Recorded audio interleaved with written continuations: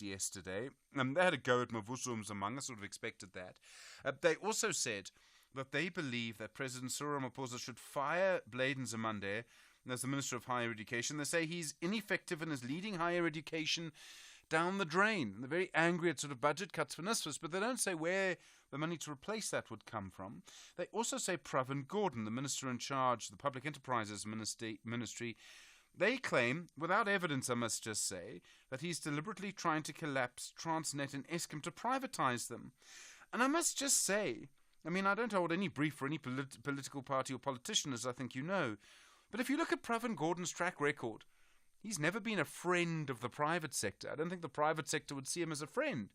So I think he's probably quite frustrated at these comments by the ANC Youth League. Let's see, we'll let the ANC Youth League speak for themselves in a little while. That parliamentary process, by the way, that hearing into the 4 EFF MPs and whether they're sort of guilty of disruptive behaviour, that continuing, went on quite late last night, I think. Nazir Paulson from the EFF, he's one of their MPs, saying that he was, the victim of violence by Parliament, and I think still they want the Speaker, Nosifio Mapisa Ngakula, to actually go and testify. I think that's quite interesting.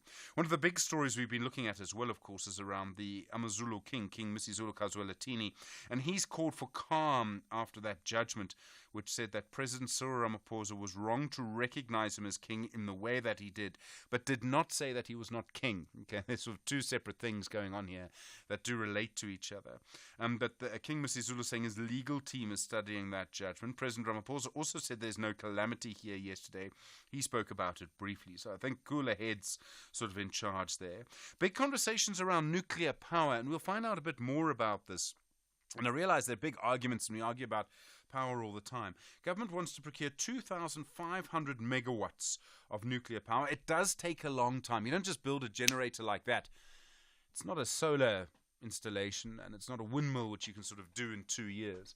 It's much more complicated, and nowhere in the world really do they do them in less than 10 years. And let's be very clear, when it comes to nuclear power, maybe it's just me, you want to do it very slowly, very carefully, and very precisely. Not a mistake you want to make, okay? There's lots of arguments around the cost of it. And once it's all installed, so solar power will cost you 50 cents a kilowatt hour. This is what the minister said. Wind would cost you 87 cents a kilowatt hour. Diesel, so diesel-fired gas turbine, R5.80 a kilowatt hour. And then nuclear would cost you 60 cents a kilowatt hour. But there's a big but, a couple of big buts.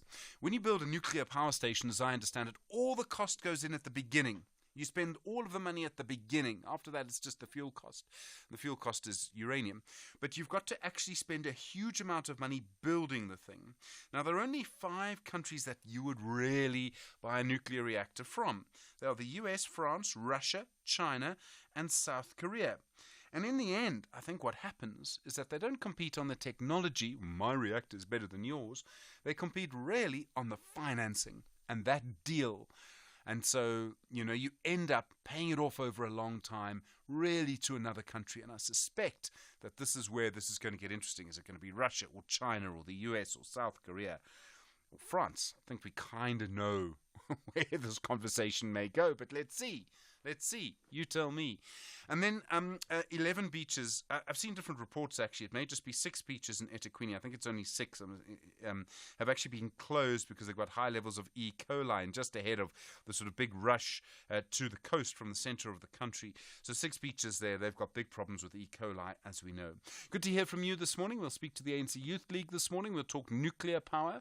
We'll hear from a nuclear power enthusiast, someone who's been promoting it for a long time. We'll hear someone who's an expert just on power generally and see what they think. And, of course, lots more to come as we go through the show together, you and I. Good to hear from you. 086 000 2032, SMS 41391, Tweet us FM Radio and at Stephen Grootes, and send your WhatsApp voice notes to 0614 104 107. Good morning, 16 after 6. The Daily News Diary on SAFM. Leander Mayome, good morning. 2 days to go, so Sam. Just muttering under my voice there for a minute. How are you, Stephen? I'm well, thank you. I had a banana for breakfast, so I'm radioactive. Listen, Stephen. Just break away, won't you? Just break away that you'll be going away and having a good time and leaving us here working. And Well, I'll miss you. No, It is no, what that's it not is. true. It is what it is, Steve. It is what it is. I will be back, though. I know. And I'll still be here when you come back. Anyway, Stephen, the 10 accused in the Fort Hare University murders case are due back in court in the Alice Magistrates Court. Now, it's expected that indictments will be served on them. You would remember that just this week, the 10th accused, Isaac Plachis, was refused bail. And, of course, he got a bit testy with some people in court there. And, yeah, it got a bit interesting there. Yes, it did. Absolutely. And also, you remember the insurance fraud whisperer, Mr. Investigating Officer Sergeant Keshi Mabunda. He's expected to continue with his testimony in the Agnes Setswan-Someda case today at the Molopo Magistrates Court in Mahikeng Northwest. In the last appearance, he said Setswanso had taken policies for at least 40 of her extended family members at 5 different insurance companies. Wow. 40 life insurance 40 life insurance policies. companies. Yeah, somebody was hoping to cash in, allegedly. Yes. Anyway, still in the court, Stephen, the matter between the Minister of Labour and Tuja Capital will be heard at the Gauteng High Court to expedite the case as an urgent matter. You would remember that Labour and Employment Minister Thulas Nxesi wants the 5 billion rand UIF contract awarded to Tuja Capital to be set aside. Nothing but like a scorned politician. Right? Yes, they get very angry for some reason. Absolutely. And also, Stephen, still in the courts, the 5 men accused of the murder of 7 suspected criminals in a vigilante attack are expected to apply for bail when the case resumes in the Randburg Magistrates Court on that is today. The 7 people were burnt to death in 2 separate attacks in the township that is Diepsloot. Yeah, one of those, eh? One of those. Terrible story. Absolutely. And Stephen, somebody's having their freedom today, right? Who? One Mr. John Block. Oh, really? Yes. Is he being released today? He's being released today. Wow. We know that he was jailed in 2018 for corruption linked to office leases for government departments at inflated prices. Now he faces... It was the Amigos case, wasn't it? Yes. He also faces a defamation lawsuit from the former judge president of the Northern Cape High Court. And he also has another corruption matter related to the construction of the Kimberley Mental Hospital. That's right. Yeah, I remember when he went to jail, it was, considering the context of the time, in a way, such a surprise and yet so important. Absolutely. So let's see what happens there. But today, he gets to go home. Thank you, Stephen. Leander Maome, thank you very much indeed. You were there, SAFM. We'll be listening on the radio 19 minutes after 6. Stephen Grootes on SAFM. Let's have a look at your weather around the country this morning. Tshwane, partly cloudy, isolated afternoon thundershowers 14 and 30. Johannesburg, partly cloudy, isolated afternoon thundershowers 15 and 28. Vereeniging, partly cloudy, isolated afternoon thundershowers 13 and 28. Bombela, cloudy at times, isolated showers, thundershowers 18 and 21. Polokwane, partly cloudy, isolated thundershowers 16 and 25. Mahikeng, fine 18 and 35. Vryburg, fine 16 and 37. Mangung, fine, partly cloudy in the afternoon, 13 and 33. Kimberley, fine, 15 and 37. Uppington, fine, 19 and 36. Cape Town, fine, a moderate to fresh southerly wind, 16 and 22. George, cloudy in the morning, otherwise partly cloudy. A light northerly early morning wind, 13 and 22. Gqeberha, partly cloudy, a moderate to fresh easterly wind, 13 and 22. East London, cloudy at times, isolated showers and rain, a moderate to fresh northeasterly, 15 and 21. eThekwini, cloudy at times, scattered showers and rain, a moderate southerly wind, 17 and 22. Richards Bay, cloudy, scattered showers and rain, a moderate southerly wind, 19 and 24. And Pietermaritzburg, morning fog, otherwise cloudy, isolated showers, thunder showers, 13 and 19. The summer season is here. That means there are more reasons for you to travel and explore Mzansi. South African Tourism, together with the greater tourism industry, are partnering to make travel more accessible and affordable. On our Tourism Thursdays feature on Beyond the Headline, we will be joined by SA Tourism to tell us more about how to travel and get to know Mzansi in a fun and affordable manner this summer season. Tourism Thursday is proudly brought to you in association with South African Tourism.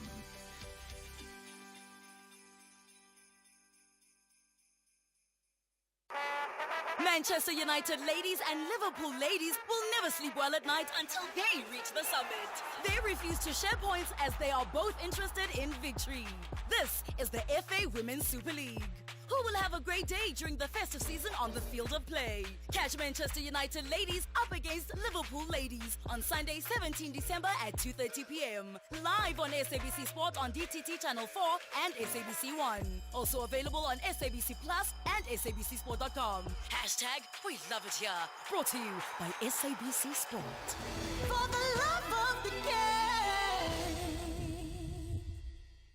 Worldview Update, bringing you closer to international news. 22 after 6, good morning. The United Nations General Assembly now voting overwhelmingly in favor of demanding an immediate humanitarian ceasefire in Gaza.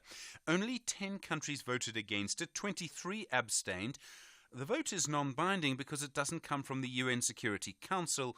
As you know, the US there has repeatedly vetoed moves to stop Israel's attacks on Gaza. Israel has criticized the vote, saying the only way to get its hostages back from Hamas is to continue its attacks.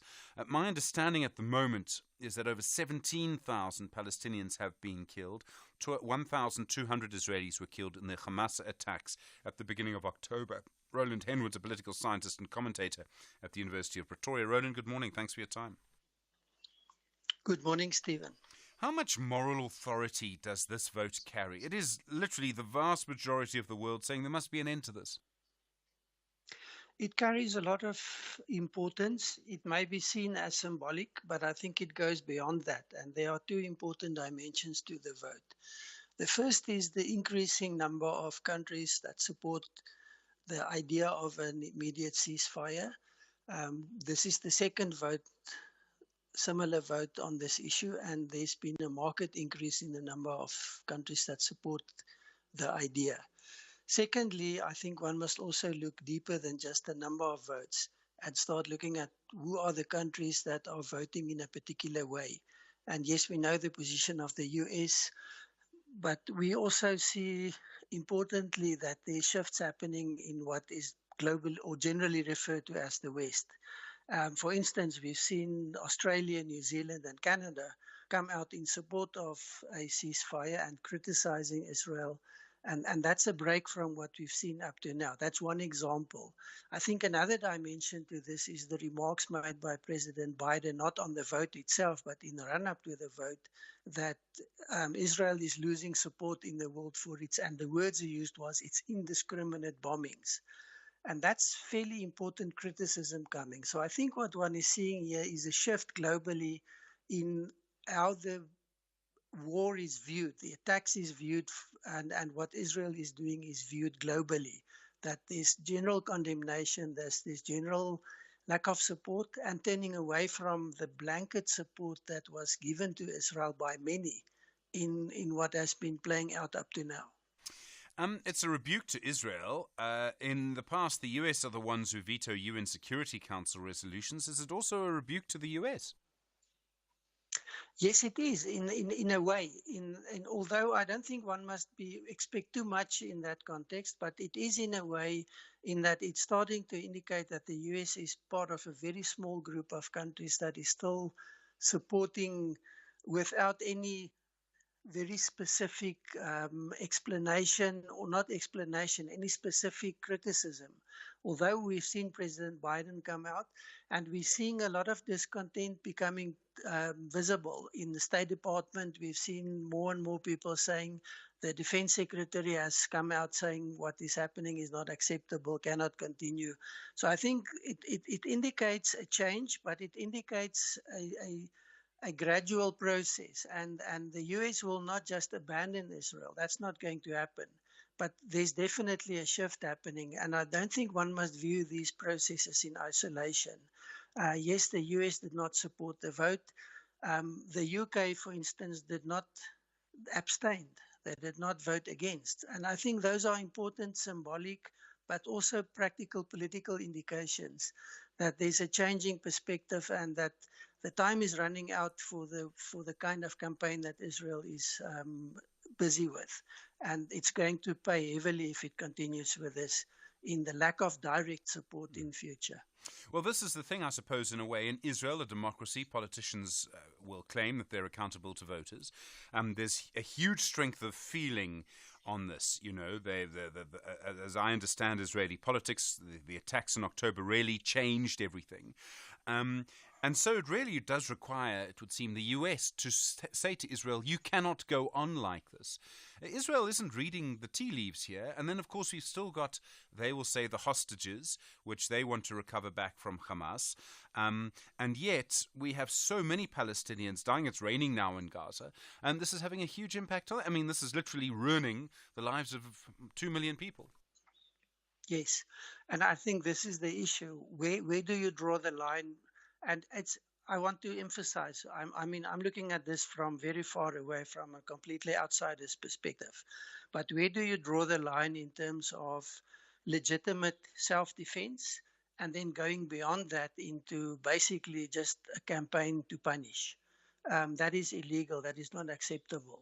The other dimension is, and we cannot argue this away, what are the underlying factors that is pushing the tensions and the continuous conflict? And it's interesting that some of the comments that came from President Biden indicates that he's addressing domestic politics, saying to Mr. Netanyahu, you have to change your government. You cannot continue like this. You cannot imply and follow the policies that you are doing. And essentially saying you have to get back to the middle ground because that's not where you are. And that is going to increase pressure. And I think the one dimension that is a little bit on the background at this stage are the domestic politics in Israel. And that underlies what has happened. It's a cause to some extent as to what has happened on the 7th of October. And it is going to come back and have a fairly important influence. The question is, are we going to see more fragmentation and splintering? Or are we going to see a return to a middle ground and a more long-term focused approach to governance and politics that includes what happens to the Palestinian people and the question of Palestine in the long run? Roland Henwood, thanks very much indeed, political scientist and commentator at the University of Pretoria. This is SAFM Sport with Zai Khan. Zai, good morning. Great day at the office for Risa Hendricks. Oh, what a day indeed. And it was so sublime to watch last night. Andile Pelekwayo also finishing it off for the Proteas. They had a 5-wicket victory. It was a DLS method victory in the second T20 International against India. Took place at St. George's Park in Gqeberha. Risa Hendricks hitting 49 from 27 balls, while skipper Aidan Markram, he added 30 from 17 balls as the Proteas finished with 7 balls to spare and took a 1-0 lead in the 3-match series, which heads into the final encounter, which will take place in Wanderers in Johannesburg tomorrow. Now, earlier, half-centuries by India's captain Surya Kumar Yadav, as well as Rinku Singh, helping them to 180 for 7 from 19.3 overs before rain brought a premature end to their innings. So the Proteas were chasing a revised target of 152 for victory from 15 overs. Let's go to soccer action, where Eddie Nketiah struck for Arsenal as a much-changed Gunners side claimed a point against PSV in their final Champions League Group B game. In the other match, Manchester United finished bottom of their Champions League group following their 1-0 defeat to Bayern Munich at Old Trafford. On to tennis, and the WTA boss, Steve Simon, will relinquish his position as CEO but remain as executive chairman following the appointment of his replacement. Simon has been a chairman and chief executive of the WTA for 8 years, but has come under increasing fire from the players recently, not least over the decision to hold the season-ending WTA finals outdoors in the Mexican resort of Cancun. The revised structure will separate the roles of the chairman and the CEO to allow greater focus on the WTA's mission as well as the goals. And finally, boxing, we have Sports Minister Zizi Kodwa. He has stuck to his guns in a legal spot with a group of promoters and ordered a new Boxing South Africa board to take office immediately. A letter by the State Attorney's Office yesterday stated that the board will not assume duties as scheduled, but Kodwa hit back, rescinding the letter and calling the promoters' allegations objectionable. Now, we'll also have the new BSA chairperson, Sifiso Shongwe, confirmed that he had spoken to the minister. We'll have a wrap of these and other stories for you on Sunrise with headlines. Top of the hour, I'm Zai Khan. Zai, thanks very much. Indeed, we'll speak to the leader of the ANC Youth League, Colin Malachi, in the next half hour. You with SAFM leading the conversation. No load shedding now. Stage 2 later at 6:30. Thank you, Stephen. In your headlines, the police department will today start its deployment of 10,000 officers countrywide to counter the sharp annual increase in crime rates experienced over the festive season. The official deployment will take place at a stadium in Paarl in the Western Cape. There's good news in mining production. Platinum group metals, manganese ore and chromium ore mainly drove a surprise rebound in the sector in October.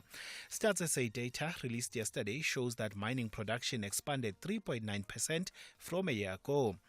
And climate change conference in Dubai has deferred the issue of funding to COP29 next year. Climate activists are disappointed with what they say is a final agreement's weak text on mitigation, adaptation and fossil fuels. I'll have details on these and other stories at 7. SAFM, guiding you through the rush hour traffic. Well, volumes in general continue to lighten as we go through this week. The biggest queue at the moment around Gauteng is the run through Deepcliff interchange, N1 North coming from Eldos and Devlin, all jammed up through the interchange for a slow trip onto the N12 down towards Uncle Charlie's. Durban and inland parts of KZN, some rain and a bit of mist this morning, so do drive carefully, please, if it's like that where you are. Lost load, a truck has lost a load of stationery on the Umlas Road on-ramp, N3 westbound, so just watch for, well, there's a lot of pedestrian traffic there, truckers and motorists stopping to help themselves to that load. Cape Town Marine Drive looking okay this morning. We'll keep eyes on that. It's been busy the last couple of days. Just to refresh my system, it looks like it's a little bit slow coming through to that Woodbridge Island again. So Marine Drive through Milnerton, day 3 of that left lane closure at Loxton Road and some queuing pressure already. Also just tracking a very slow trip out of Delft this morning, Symphony Way, all jammed up towards Stellenbosch Arterial. Rob Byrne, SAFM Traffic. The business update on SAFM. Ray Maclarka, good morning. Good morning. Hi there. Asian markets, US markets, how are they looking? Well, both markets are mostly up. The investor focus is on the interest rate decision later today by the US Central Bank. The inflation rate in the US unexpectedly increased in November to reach 4%. Investors now doubt that the US Central Bank will cut interest rates soon because the inflation rate is still high. So US markets were mostly up yesterday, and before the US market officially opens later today, the futures market is up. Dow Jones, Nasdaq and S&P futures are each up 0.1%. In Asian markets, Hong Kong's Hang Seng is down 0.7%. China's Shanghai Composite is down 0.5%. And Japan's Nikkei is up 0.4%. And the dollar to the rand is 18.99. And Tongaat, they get a reprieve. The Industrial Development Corporation's withdrawn a threat to pull funding. It's getting very messy there. Yeah, the Industrial Development Corporation wants a vote on Tongaat, for a buyer to buy, a Tongaat Hewlett. But the Industrial Development Corporation on Tuesday backtracked from its earlier threat to pull the plug on funding the business rescue process of Tongaat. The IDC had offered about 2.3 billion rand. This is according to Business Day. And, on Monday morning, the IDC filed court papers threatening to demand the immediate payment of funding, if a vote to approve or reject Tongaat's business rescue plans did not take place on Thursday. So for now, it seems like, the funding to Tongaat from the IDC will continue. And then government wants to procure 2,500 megawatts of nuclear power. Yeah, so a total of 2,500 megawatts of nuclear energy is set to be procured from nuclear vendors or suppliers. This will happen from March next year. It is not clear whether the government wants to build large-scale nuclear reactors or if small modular reactors would be more feasible, but the cost of the nuclear project or which nuclear suppliers the government will pick are also not clear at this stage. The government says it will take between 10 to 12 years to build the nuclear energy projects. This means that the new nuclear energy project will deliver electricity to the national grid by 2032 or 2033, and South Africa already has exposure to nuclear energy through the Koeberg power station in Cape Town. Ray McClarkup, thank you very much indeed. Ray, of course, back in an hour's time. Africa Update on SAFM Sunrise, a continental overview of current African affairs. Russ Advocate Sipho Mantula, good morning. Steve over refreshing money and Jumbo Africa to our listeners. The Kenyan President William Ruto, he claims Kenya is out of danger. Didn't they have a national blackout this last weekend? Beyond that blackout, Stephen, is the over-indebtedness that they've been having some debts post Uhuru Kenyatta's presidency. Now, Uhuru Kenyatta, as you know, yesterday it was the 60th independence anniversary that they were celebrating in a public ceremony, claiming, Stephen, that he is able to take out the public debt. He has reduced many subsidies on petrol, and the issue also of COVID-19 that affected Kenya was one of the key issues. He spoke about the Russia-Ukraine conflict, and also the conflict of the climate drought in the Horn of Africa, also being the challenge for Kenya. But others, they don't believe him, Stephen, as you said, that Kenya has been having the power outages for the past 3 months. And then in Ethiopia, the State Minister of Peace, Taye Deende, he's been fired and arrested. Stephen has been fired and arrested by the security apparatus in Addis Ababa with the allegations for him being on a Twitter street also, Stephen, that the former State Minister of Peace has been in contact with the Oromo, the Ola Liberation Group in Ethiopia, and others as he was attempting to overthrow government. Those are the charges that came from the state security apparatus in Addis Ababa. You'll recall, Stephen, there were peace talks in Tanzania between the government of Ethiopia and the rebel group, the Oromo Liberation Army. Now, this arrest, Stephen, is raising concerns about whether there was coup or what was happening in terms of his communication with Ola, as the government has alleged that this arrest and for him being expelled in the cabinet is because he was plotting or he was conspiring to overthrow the government of Prime Minister Abiy Ahmed.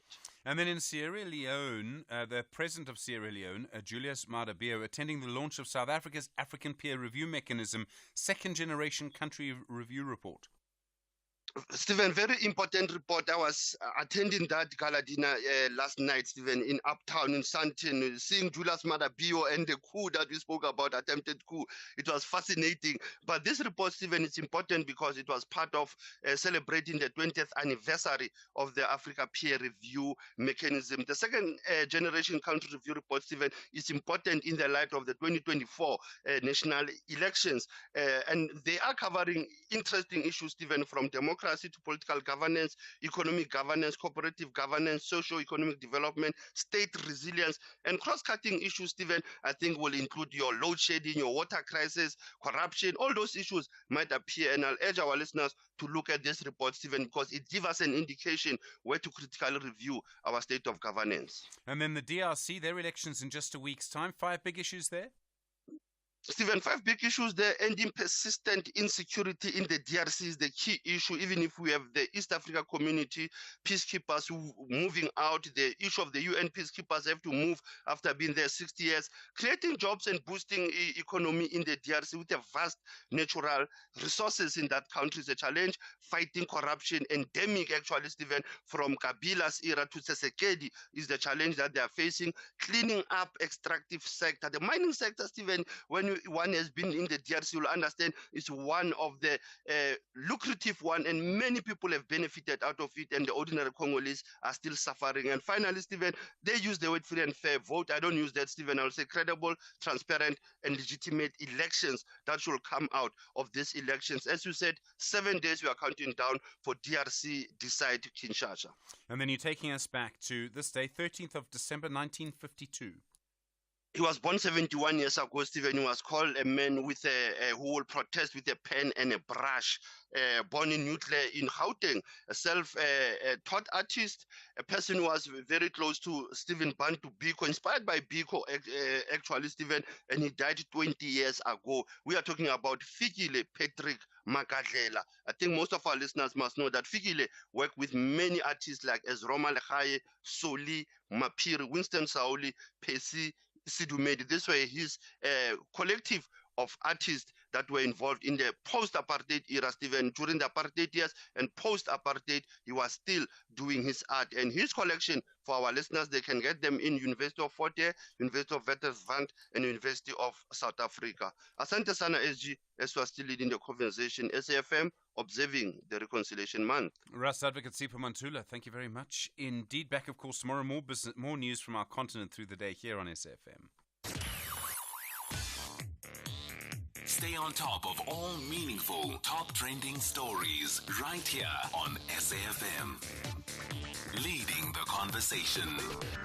19 minutes to 7. Good to hear from you this morning. You know the number 086 000 2032. Do you think we need nuclear energy? Beaches in eThekwini, problems there. We'll talk to the city of Cape Town about their beaches in about an hour from now. We'll talk also, of course, a little bit more about the Gauteng crime wardens. They've sort of been made peace officers. They now have the power to arrest, to carry a gun, etc. I wonder if you have a view on that. Maybe you welcome it. Maybe you think it's asking for trouble. I don't know. You tell me.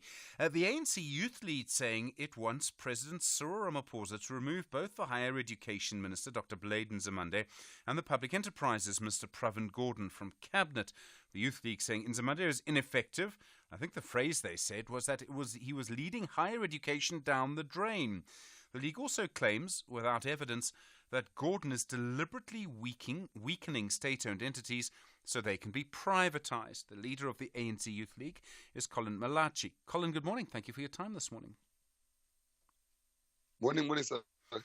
Why do you want Bladen? Thank you for the invite. Sure. Why do you want Bladen Nzimande removed from cabinet?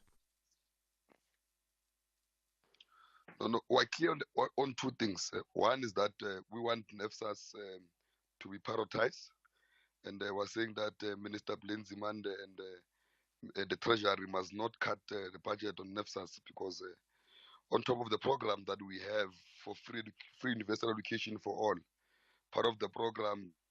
Part of the immediate intervention is NEFSAS, while we're still resolving that problem. Now, when you cut a budget of NEFSAS on top of the problems that they have already is a problem. One is that we're saying that Minister Bladen Nzimande must act urgently also to utilize the already interventions that are there of the sitters to reskill the youth so that their skills are aligned with the economic activities of the country. Now, that's what we're saying as the Institute League. Is the problem... Now, we're further saying that failure to implement those programs, then there's no need to have a minister who can implement programs that must resolve socio-economic challenges of South Africa. All right, I appreciate the clarity. Thank you. But is the problem the person, or is the problem the fact that there's no money? I mean, you could put someone else as Minister of Higher Education if you wanted, but NSFAS still wouldn't have enough money. No part of government really has enough money. And isn't that the problem? No. When you have a problem like that, you reprioritize. You sit down and say, what is more important for my country moving forward? Because you can't say that we're a developmental state, but where you have a problem of a lot of young people who are identified as unskilled to drive their own economy of their own country, especially after a pronouncement of the Youth League that want to reindustrialize the South African economy, then you say the skills program must be postponed due to lack of funds. Okay. Minister Pravin Gordhan, you claim he wants to privatise SOEs, that he's deliberately weakening Eskom and Transnet. And I have to say, Colin, I mean, if you look at the history of Pravin Gordhan, I don't think you could say he's a friend of the private sector. What evidence do you have that he's weakening SOEs deliberately? Look, I spoke about a department called Department of Public Enterprise, saying that a lot of state-owned entities seem to not be performing. You see Tinel is underperforming. You check SAA went as far as trying to get a clear private partnership. Eskom is evidence that is it has not been performing for years. Load shedding and many other problems of infrastructure maintenance, corruption, and many other problems we're faced with. Now, a lot of our Transnet, for example, was one of the most performing state-owned entities. Those are serious drivers of the economy. We're told not long ago that goods are taking more days to enter South Africa, and most of this business is now starting to move towards Mozambique because it takes more time to do business in South Africa than anywhere else around the Southern Africa due to the lack of effectiveness of the ports and many other areas. Now, the rail program. Now I can count. There's a lot of problems that, on top of the problems we're faced with on our own, the growth of the economy, we're still faced with problems of state-owned entities that are not effectively participating to resolve all of these problems. So, okay, I mean, that may be the case, but how would you fix it? It's a big problem, and it comes back to the same thing. Are you blaming the situation, or are you blaming the person? You seem to be blaming the person. I mean, what could be done differently at something like Eskom or Transnet? Okay, look, one is that let me just clarify one thing, because I can see there's an obsession around Minister Pravin Gordhan. Let me clarify this matter. It's not about him, it's about the department. He's the deployee of the department. As a deployee of the ANC, every time there's a problem in the department, we blame our deployees because we deploy them there to take full responsibility of everything that is happening in that department. Now, even if there was another minister department, if there was no performance, we will still blame that minister because those are the people that we hold accountable because they're deployed by the party. I feel that I must clarify that issue so that it does not become like an obsession around an individual. One is that, there were poor decision makings in these departments. One saying that they must be fixed. CEOs have been resigning every day in all of this department. There's an issue of management. On top of the problem they're faced with, there's a management problem. I can give you an example. Transnet, where it is now, it does not have senior management. How to have an entity with such a problem, not even having a senior management. Eskom, for example, took so long to appoint a CEO, a department that deals with the energy security in South Africa, an entity, that deals with energy security in South Africa. I'm saying that on top of the problem we're facing, the leadership problem is a problem in all of these entities that must urgently be resolved. Do you think Minister Gordhan is interfering too much? Is that why there are problems with a CEO at Eskom and the leadership at Transnet? Look, it does not matter much what it does. What we want him to act politically and play clear political oversight. What we want is implementation. What we want to see CEOs, want to see departments working. Whether rumors are saying intervenes or not, what the ANC clique wants is results. We want work being done because there is no one that will invest in an economy that can even protect basic things of logistics. We have a lot of trucks running around the roads now, unlike before. We need them back on the railway. We need the railways to function again. That's what we want. Whether they say over intervenes or it doesn't over intervenes, that is their issue. They must bring us the evidence forward. We want to see work being done. You are measured on the work done in those entities. You saw last week Mavuso Mzamang resigning from the ANC, and he had been a member for over 60 years. We heard from him on SAFM Sunrise, and he's clearly very upset at the situation in the party. He said that corruption runs through its DNA, or is intertwined now with its DNA. How do you respond to that? I mean, clearly, this is someone who knows the ANC better than almost anyone. His father was at the founding of the ANC, and he says your organization has become corrupt. The ANC was formed in 1912. All of us now in the ANC, we've inherited this organization. We joined this organization voluntarily.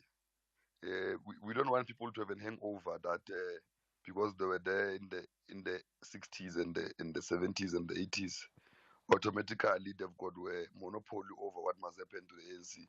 They need to accept that there's a new generation in the ANC. They had their time to lead. What they must do now is to provide guidance, the wisdom and experience that they have. And when you are unhappy with a political organization that you used to believe in the past, you don't go all over the media and create some hype around it. You engage the organization. If you're not convinced, you don't renew the membership or you cancel the membership and stay at home. I don't think at 82 years why would you want to leave a party at 2 years and attempt to join other parties? You can just stay at home and provide guidance where you feel is necessary. If your advice are not taken, it's something else. Now, we have a Veterans League. Its role is to play that role, and he's a former deputy president of that organization. Now, we don't know what informs his decisions and his movements. We hope that is not part of a plot by the corporate to take the ANC out of power. But Colin, there's absolutely no evidence or hint from Mvuso Mzimanga of any involvement of a corporate to take the ANC out of power. All he said was that he's absolutely upset with what the movement is doing. I know Fikile Mbalula made claims over the weekend that this was part of a plot, that he was going to join another party. Mvuso Mzimanga has told him he needs to retract that. It's defamatory. There's no evidence of that. The fact is that I think you could easily say, I think many people may believe, that Mvuso Mzimanga tried everything he could to change the course of the ANC. It's the ANC not listening, not him. No, I think let's correct one thing. I've never said Mzimanga is going to join another party. I've said that I hope he's not part of a corporate plot to take the ANC out of power. That's what I said, and I feel I must clarify that because there is a corporate plot to take the ANC out of power. They've even went and fetched. There are people from corporate who are not politicians to come and contest the political space. Now, the issues of him joining another party or not is something else. I'm saying I have an issue with him creating a hype around it. When he's part of the leadership, he's a deputy president of Veterans League. He's got access to leadership of the ANC. He has served. I'm saying they must now support an elected leadership led by Cyril Ramaphosa and Mbalula, SG of the ANC. Because they had their time to lead the ANC. They had their weaknesses during their time and their strengths.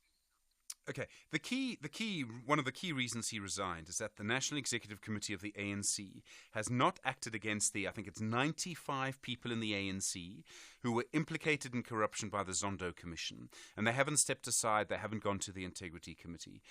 Do you believe, as the ANC Youth League, that the NEC of the ANC must act against those 95 people implicated in corruption by the Zondo Commission? There is a process set by the ANC and the Conference of Resolutions that those who are charged of corruption must step aside. It's an automatic thing. Immediately you are charged of wrongdoing, you step aside. Now, those that are still being investigated, there is a State Capture Commission report that has been published, which Judge Zondo have said that the state institutions responsible for investigation must start the process of investigating. And when they are done, obviously, those that are found wanting will be charged. They'll automatically step aside. That's how it works, and we need to protect also their democratic right. Now, also, there's Integrity Committee of the ANC. Now, if there are those that feel, or no, my name is highly damaged on the matter, morally, I don't feel that I must continue the ANC, they will do that voluntarily.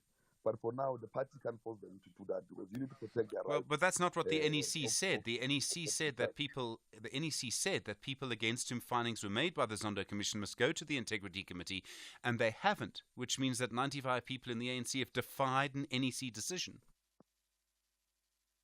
No, they won't go to Integrity Committee because many have went. I don't know where you get that information, but I know of many that have went into the Integrity Committee and others are still going. You can't defy the Integrity Committee. You need to go and present yourself when there's allegations against you. We all do that if there's allegations against us. I don't know where you get that information, but I know the Integrity Committee has got a report on them. Well, that information is publicly available. The ANC Veterans League has made this point many times. You can try it. I don't think you can argue against this because we know, for example, that Nomvula Mokonyane, the second Deputy Secretary General of the ANC, first Deputy Secretary General of the ANC, didn't go to the Integrity Committee, but Gwede Mantashe did. There's definitely a large number of people in the ANC against whom findings were made by the Zondo Commission who didn't go to the Integrity Committee, and the NEC has told them to and then done nothing. And this goes back about a year now. I can tell you now, anyone who defies the ANC will be acted upon. There's no one who the NEC can say go to the Integrity Committee does not go. Now, that's why I'm saying that I know for a fact that most of them have went there, and those that have not went there will act on them. Now, there's no way that the highest decision-making body between conferences can take a decision that go to Integrity Committee and they don't go. Colin Malachi, thank you. We'll leave it there. Leader of the ANC Youth League. 7:05. SAFM, guiding you through the rush hour traffic. A couple of hotspots around this morning. One is Pretoria's Dustport Tunnel. If you've come off the Mopani Highway on Bremer Street, just after Van der Hof into the tunnel, it gets very heavily backed up through there. Broken down vehicle on the M1 North at Winnie Mandela, so some delays as you route up into that area from Randburg. And the N3 North is quite slow. Traffic from the cement factory all the way up into Galulis. Now, Durban in the rain this morning. A collision between the Higginson Highway and the M7. It's N2 northbound, just near the cement factory. So that's your first sort of queue of traffic. And then shortly after, from the M7 up to the M13 in the roadworks, that's already jam-packed. Higginson Highway coming out of Chatsworth, very slow down towards the N2. It's probably some problems getting off the Mike 1 and turning into that N2. Crash delay. Earlier crash involving a truck and a taxi on Van Rennes Pass. That scene has now been cleared. Cape Town Marine Drive. The roadworks back for day 3 at Loxton Road, just by Woodbridge Island. So coming through Milnerton towards Cape Town. That route again remains very busy. And don't forget the Franschhoek Pass closure due in again today. It's a big deal because it's such a lengthy sort of detour that you have to do. Franschhoek Pass between Franschhoek and Verleersdorp closed from 8 a.m. until 5 p.m. It'll probably be like that again tomorrow and possibly Friday as well. Rob Byrne, SAFM Traffic. Gautrain is for the legends who make moves to save and pay from as little as 45 Rand from Pretoria to Midrand. It's for our clever who turn 5-liter bottles into workout dumbbells. And for the slim oaks who bring a home-cooked scuff team to work every day. So when it comes to travel, make moves that save and pay from as little as 45 Rand from Pretoria to Midrand Station. Gautrain, for people on the move.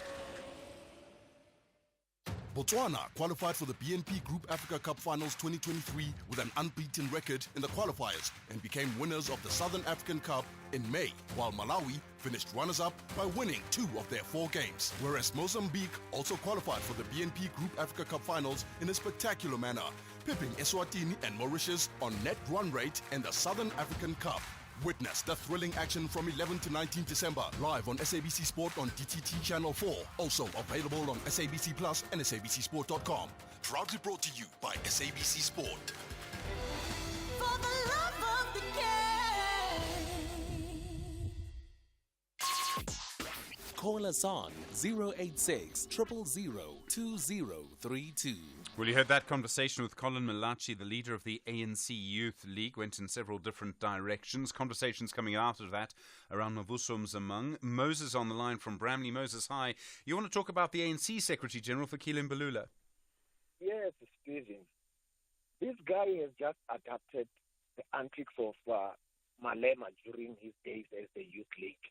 You know, this Youth League guy, I don't know, maybe we must check what is actually they are thinking. So he was disrespecting the veterans. He was calling them lezinto. In the clapping of hands some of his audiences. So it's these things, right? I mean, it's a sort of quite disparaging to say these things. Yeah. I mean, I'm beginning to question the level of education from this guy. Because sometimes when you wanted to save your organization, you don't just go. Like what Mbeki said at some stage, that the ANC is hijacked by hyenas and scavengers. And he cemented it by saying, Imigodoi. You could see this leadership now. These are scavengers. These are hyenas. People, the dogs, like Mbeki said. Because you cannot just... Mavuso now is asking him to retract, and he's still going on the rampage, saying he won't do that. You see the leadership, even the young man that you were interviewing now, is just dilly-dallying about the issue that Mantashe must resign and what. These guys were stealing. That is why these entities are not working properly now. All right, Moses. Stealing, left, right, center. All right, Moses, thank you. Yeah, I can hear a strong view on that. And I mean, lots of frustration about it. It does come down to the question for me, one of the questions around this is, does removing the person improve the situation or not? Sometimes it does. I mean, definitely sometimes it does. Sometimes it is the situation. And that's, in a way, the debate that we need to have. Well, we'll talk about nuclear power in the next little while. And don't forget, by the way, from 8:30, we'll look at motor racing, the sport of motor racing. Lewis Hamilton wants Formula Ones to come back to Africa, and particularly South Africa, it seems, would be the ones that would host it. I think absolutely there's a strong argument there. We'll look at that in the future of motor racing as well. You with SAFM leading the conversation at 7 o'clock. Outsurance will go out of their way to try and save you money on your car insurance. If they can't, ask for 500 Rand. SMS out to 38462. Now that's good news. Independent and impartial. This is SAFM News. Thank you, Stephen. In your top stories, authorities to launch major police deployment ahead of the festive season. And Hamas welcomes the latest UN resolution. This is SAFM News. A very good morning. I am Luyanda Maume. The police department will today start its deployment of 10,000 officers countrywide to counter the sharp annual increase in crime rates experienced over the festive season. This will happen over 3 days. The official deployment will take place at a stadium in Paarl in the Western Cape. The National Police spokesperson, Adlenda Mate, says the officers are expected to help deal with violent crime, including robberies and kidnappings. Our national safer festive operations are in full swing. We are focusing on aggravated robberies such as your cash in transit heist. We are focusing on kidnappings. Kidnappings are giving us a problem. We are focusing on GBVS-related crimes during the festive season along the borders. We are also focusing and intensifying our efforts to ensure that illegal immigrants do not enter or go out of the country, to ensure that they do get arrested. We are ensuring that illicit goods also don't enter the country. There's good news in mining production. Platinum group metals, manganese ore and chromium ore mainly drove a surprise rebound in the sector in October. Statistics South Africa data released yesterday shows that mining production expanded 3.9% from a year ago. This after a 1.9% drop in September, surpassing market forecasts of a 1.5%. The month marks the first upturn in industrial activity after 3 months of consecutive decline. Economist Lara Holds looks at the newly released data. A breakdown of the mining production data indicates that PGMs was the largest positive contributor to the headline outcome, adding 4 percentage points on the back of growth of 16.9% year-on-year. Production of manganese ore and chromium ore added a further 1.3 percentage points. However, notwithstanding October's result, the fragile global environment, especially the subdued manufacturing sector, continues to weigh notably on commodity demand. Statistics South Africa's Kevin Perry says this is a positive development. Other divisions that recorded positive growth include metals and machinery products, electrical machinery, wood paper printing and publishing, and furniture and other manufacturing. 4 manufacturing divisions recorded weaker year-on-year results in October. These were food and beverages, communication and professional equipment, glass and non-metallic mineral products, and textiles and clothing. On a month-on-month basis, seasonally adjusted manufacturing production decreased by 0.2% in October 2023 compared with September 2023. South Africans have taken to social media to pay tribute to the multi-award-winning musician Bulelwa Mkutukana, whose stage name was Zahara. She died on Monday at the age of 36. These residents of Mahikeng in the northwest say the musician has left a void in the music industry. Zahara was one of those that could set the stage ablaze at any given time of day, and I remember her debut album which had tracks like Loliwe. We have lost a talent. I'm deeply saddened, and I will cherish her memory through the song I love the most. Her passing leaves a void in the music industry. The unique way she played her part was irreplaceable, and that absence will be intensely felt. It's very painful because we loved her music. She was a great musician. A new draft final agreement has been published at the UN Climate Summit in Dubai. It calls on countries to transition away from the use of fossil fuels, but not phase them out as it has been demanded by many of the participants at the meeting. The text is published after marathon talks in Dubai. The BBC's Carl Nussman reports. A new text seeks to address the concerns of developing countries. It is more bold on language and timeframes on key issues such as transitioning away from all fossil fuels to net zero by 2050.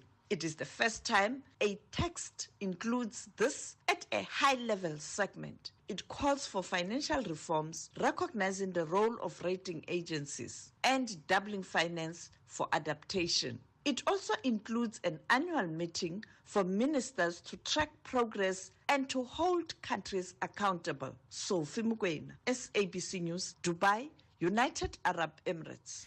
Apologies there. That is the voice of Sophie Mukwena reporting there. And finally, the Palestinian military group Hamas says the UN General Assembly's passing of a resolution calling for an immediate ceasefire in Gaza is a step in the right direction. It says it confirms that the prevailing international will is in favor of Israel stopping the aggression against the Palestinian people. But Israel says the ceasefire would only serve to prolong what it terms the military group's reign of terror. Recapping your top story, the police department will today start its deployment of 10,000 officers countrywide to counter the sharp annual increase in crime rates experienced over the festive season. For SAFM News, I am Luyanda Maume. Headlines at 7:30. Luyanda, thank you. Those were the top stories for this hour. Don't miss out on a possible car insurance saving. SMS out to 38462 for a quote. Outsurance, where you always get something out. The best kind of surprise involves money, and lots of it. Coming your way, of course. SMS out to 38462 and ask Outsurance to beat your current car insurance premium. If they can't, ask for 500 Rand. 1,500 Rand if you've been claim-free and with the same insurer for 3 years. SMS out to 38462. Outsurance is a licensed insurer and FSP. T's and C's apply. A very good morning to you. In your SFM sports headlines, it's soccer action tonight has AmaZulu. They're out to deny Sekhukhune United a top 8 spot. And in cricket, the Proteas, they get the job done against India. All these stories and more just before 7:30. SAFM, guiding you through the rush hour traffic. On a fairly reasonably light traffic day around Gauteng, the N3 remains fairly busy as you come from Elands Interchange all the way through Bedfordview up towards Gililis. Dustport Tunnel remains jam-packed on the run off Bremer Street. That's coming from Van der Hof in towards the tunnel area in Pretoria. Lost load of stationery on the N3 just by the Umlas Road. It's largely off the road, but it's wet weather and there are flashing lights of recovery teams on the scene. So just a bit of extra care as you get up from Camperdown in towards that Umlas Road area. Crash on Durban's N2 near the cement factory. So coming through from Chatsworth, that stays heavy. And again this morning we're seeing some heavy pressure on Cape Town's R300 from Delft, moving very slow towards the Van Riebeek Road and Strand Road off-ramp. The problem there is the congestion as you come off the R300 on Strand Road, moving into the Stickland area direction Belleville. Rob Byrne, SAFM Traffic. SAFM Sunrise. A vivid start to your day. 8 after 7, good morning. You're with SAFM Sunrise. I'm Stephen Grootes. Don't forget our big competition, our festive giveaway. It starts today. It runs all the way through until the 30th of December. We're giving away 5,000 Rands in cash to 10 lucky listeners, so it could be you. Here's how you enter. You SMS SAFM Festive and your name to 41391. We'll draw a random number, and the selected number will be called on air. We'll ask you what the festive season means to you. Starts today, ends on the 30th of December. So you SMS SAFM Festive, one word, SAFM Festive, one word, and your name to 41391. SMS is charged at a premium rate of R1.50 an SMS. 3 minutes and SMS bundles do not apply. T's and C's do apply. Lots to come. We'll talk nuclear power. Everyone's talking about it again after that decision by government to procure 2,500 megawatts of nuclear power. We'll sort of get into some of the technicalities of it, and then we'll speak to someone and ask if we actually need nuclear power or if there are other ways to do things. The future of road racing, in other words, motor racing, really, I should call it, although the motors that we use are changing. You know, you went from the roar of petrol to the sort of whine of the electric cars. Well, we'll talk about that from 8:30. It shows you how our society is changing. But Lewis Hamilton, very upset that still we don't actually have any kind of Grand Prix, a Formula One Grand Prix on our continent. So that to come in the next little while. You're with SAFM 10 minutes after 7. First in the morning, SAFM Sunrise with Stephen Grootes. Well, confirmation from the Electricity Minister, Khonsiento Ramakgopa, yesterday that government is now going to start the process to procure 2,500 megawatts of nuclear-powered electricity. In other words, we will buy at least one big nuclear power station and probably a smaller nuclear reactor. a modular reactor. At the moment, the only nuclear power station we have is Coburg. It has 2 reactors, was built in the 1970s. I think it started operating in 1984. Nuclear power has certain advantages. It's always on. It's very reliable, normally. Environmental campaigners say that the waste they produce is incredibly hazardous and that there are other cheaper systems to use. Dave Nichols is the chair of the Nuclear Energy Corporation of South Africa and formerly the chief nuclear officer at Eskom. In other words, he's someone who spent his life in the nuclear power industry. Dave, good morning. Good morning. Good morning, Stephen. Firstly, this is not a short-term project. This doesn't get us out of load shedding now. It's a long-term project. To build a new nuclear reactor takes about 10 years. Why is it such a long process? I think first of all, you've got to be careful that any major project of this scale tends to be longer than people give it credit for. So we talk about natural gas being quicker, but that we're going to build pipelines and everything else. The 10 years is probably made up of about 2 years of contract discussions, in other words, requests for proposals, getting the financing, all those things sorted out.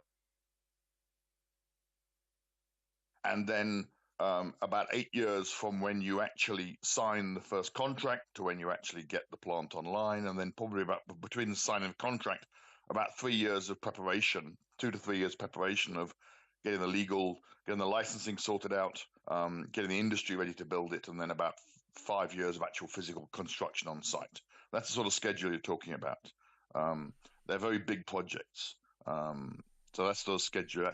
Once you get going and you're building when you've built and established the industry and established the local, you're probably down to a lesser time. But it's right, Dave Nichols, we're battling to hear you a little. 5 years from when you move on site of the bulldozer. Oh, sorry. Is that better? Yeah, I think let's see if we can actually phone you rather than speak to you in the way that we were. It might just be slightly better. Sorry about this. As you know, from time to time, we do have this problem. You can never really be sure which lines and which systems are going to work and which aren't. So let's see if we can improve that line for you and just get a better reception for you to try and understand exactly how all of this process works. So we're going to continue this conversation and just continue with it in this particular way to try and find out a little bit more about how these nuclear energy situations work. Dave Nichols, I think, back with us now. Dave, we'll try it on this line. Thank you. I realize it's very 20th century. That's fine. Some old things still work. As I understand it, there are only 5 countries that really build these reactors. It's Russia, France, the United States, South Korea, and China. Are there big differences between the types of technology or the types of reactor that they use and produce? Okay, if you look at the large reactors and the ones in construction today, they're all the same basic technology. They're very similar to Coburg. So yes, from a distance they all look the same. Clearly, close up their detailed differences. Well, the biggest difference for us would be the fact that the largest one of those is 1,700 megawatts a unit, which is the French one. And the smallest ones are about 1,100 megawatts a unit. So most of them about 1,200 megawatts a unit, but there are bigger ones. But it's just fundamentally very similar machines, almost the same safety standards across the world. The nuclear industry is very consistent on safety standards, so they all meet the modern safety standards very closely, very similarly. So then the decision about which one we would go with, does it become about the financing? So a nuclear power station costs a lot of money at the beginning and a lot of money at the beginning. Does it become about the financing and the reliable supply of the fuel, which is a sort of uranium? Okay. The fuel supply has never really been an issue on nuclear power stations. I've never known of a nuclear station that's not been able to get the fuel. It's a long-term issue. The two big issues in terms of who you would select, one is clearly the cost of the plant, and the other one, you're right, is the financing package that goes with the plant. It's exactly like buying a motor car. When you go into the car dealership, you're both looking at what does the car meet your specifications. Secondly is what's the financing package to go with it, and what's the cost of it. And how important is the sort of geopolitics of this? I mean, if you look at our situation, we know the Russian nuclear SOE, Rosatom, was very involved in a sort of, wanting to do a deal before. We have a complicated relationship with the United States. We have an intriguing relationship with China. Who's the most likely candidate? Would it be a Russian reactor in the end? Well, I wouldn't want to comment who's most likely reactor. I can comment on who is currently the major players at the moment. As of today, the Russians are building about 80% of the export reactors in the world. They are by far the dominant player. Rosatom is the biggest player. They're building the reactors in Egypt, 4 in Egypt, 4 in Turkey. They're building 2 in Bangladesh. So and there's a whole part more. They're the dominant. The Chinese are the biggest domestic builders. They're building in China a lot, and they have some export deals, but mainly with Pakistan. So they're highly credible. South Koreans have just finished commissioning the 4 units in Braca in UAE, so they're very good in the export market. At the moment, probably the biggest problem with the Americans and the French is that their actual track record in the last decade or so of finishing off nuclear stations has not been that good. The horror stories of stations being over budget and late largely relate to ones being done by the US or France. So one have to see what the bids look like, but one would tend towards the ones who've got practice and experience in building plants successfully. The electricity minister himself, Grootes On, yesterday was asked about the cost per kilowatt hour of electricity. He said currently solar is costing around 50 cents per kilowatt hour, wind is 87 cents, a diesel-powered gas turbine, of course, is a lot more than that, R5.80. He suggested that nuclear is around 60 cents. And I realize that you work in the nuclear industry. So, Dave, if solar is cheaper, why should we use nuclear? Well, there's a famous bumper sticker, solar's all right, but nuclear does it all night. And the answer is that when you look at there was interesting discussion on the costs of, I call modern technologies, is the recent bidding for the REIPP, and which was purely looking at what supply us with solar or with wind, and that was coming in about the 50 cents that he's talking about. But then there was in parallel this famous risk mitigation IPP program, which was largely won by the car power ships. I'm not going down that hole. But what's interesting is that was a requirement for power that met the demand of the grid, i.e. from 5 in the morning till 9 at night. And that came in, the bids on that one, which included renewables with backup, came in at something like 4 times the price of straight renewables. So the problem that we're sitting with is the problem of storage. If you're going to make renewables work and you're going to replace dispatchable plant with them, you've got to make some way of actually storing energy cost effectively. And no one in the world has come close to getting that right.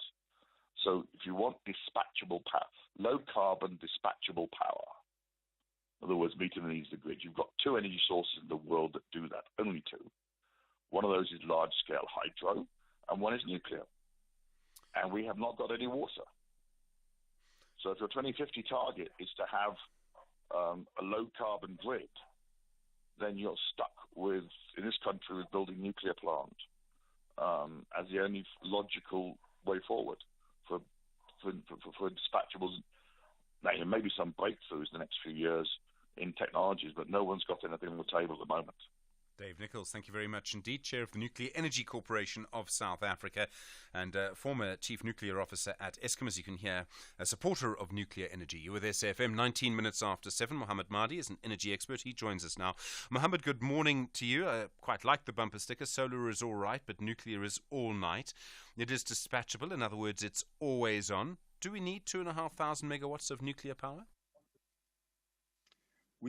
Good morning, Stephen. We certainly need 2,500 megawatts and more of base load power. So no question about that, no doubt about that as a country. However, with nuclear, 2,500 megawatts sounds a lot to all of us, but it isn't a lot. I was in the nuclear industry. I was CEO of the largest nuclear energy company in the world about 14 years ago, when this country was embarking on a nuclear program, before the Russians got involved, I should add. And had we done nuclear at that point, we were contemplating about 9.6 gigawatts of nuclear power. That is the kind of scale where it starts making sense, or at that point it made sense for the country. And part of the reason is you have what we call localization. So when you put enough nuclear power in, you are able to then kickstart the local industry and reduce dependency on the international players. But if you go too small, if you don't do it at scale, you don't have enough to start a local industry in terms of the supply chain, in terms of various other activities from the operations and maintenance that are required in the nuclear industry. And so what happens is you become beholden to the entities that build the nuclear power plants. So that is the first problem that we have with the size that is being spoken about, or that we are going to proceed with. And the second problem is, of course, the cost. So the exact cost, I think no one can state with certainty that it's going to be 60 cents or any number. And the simple reason for that is there isn't enough of a database to draw from. The nuclear power costs in different parts of the world are all over the place. I know the plants in Finland and in France extremely well, and I know the overruns that occurred there. I know the plants that are being built in the Middle East and in the Far East.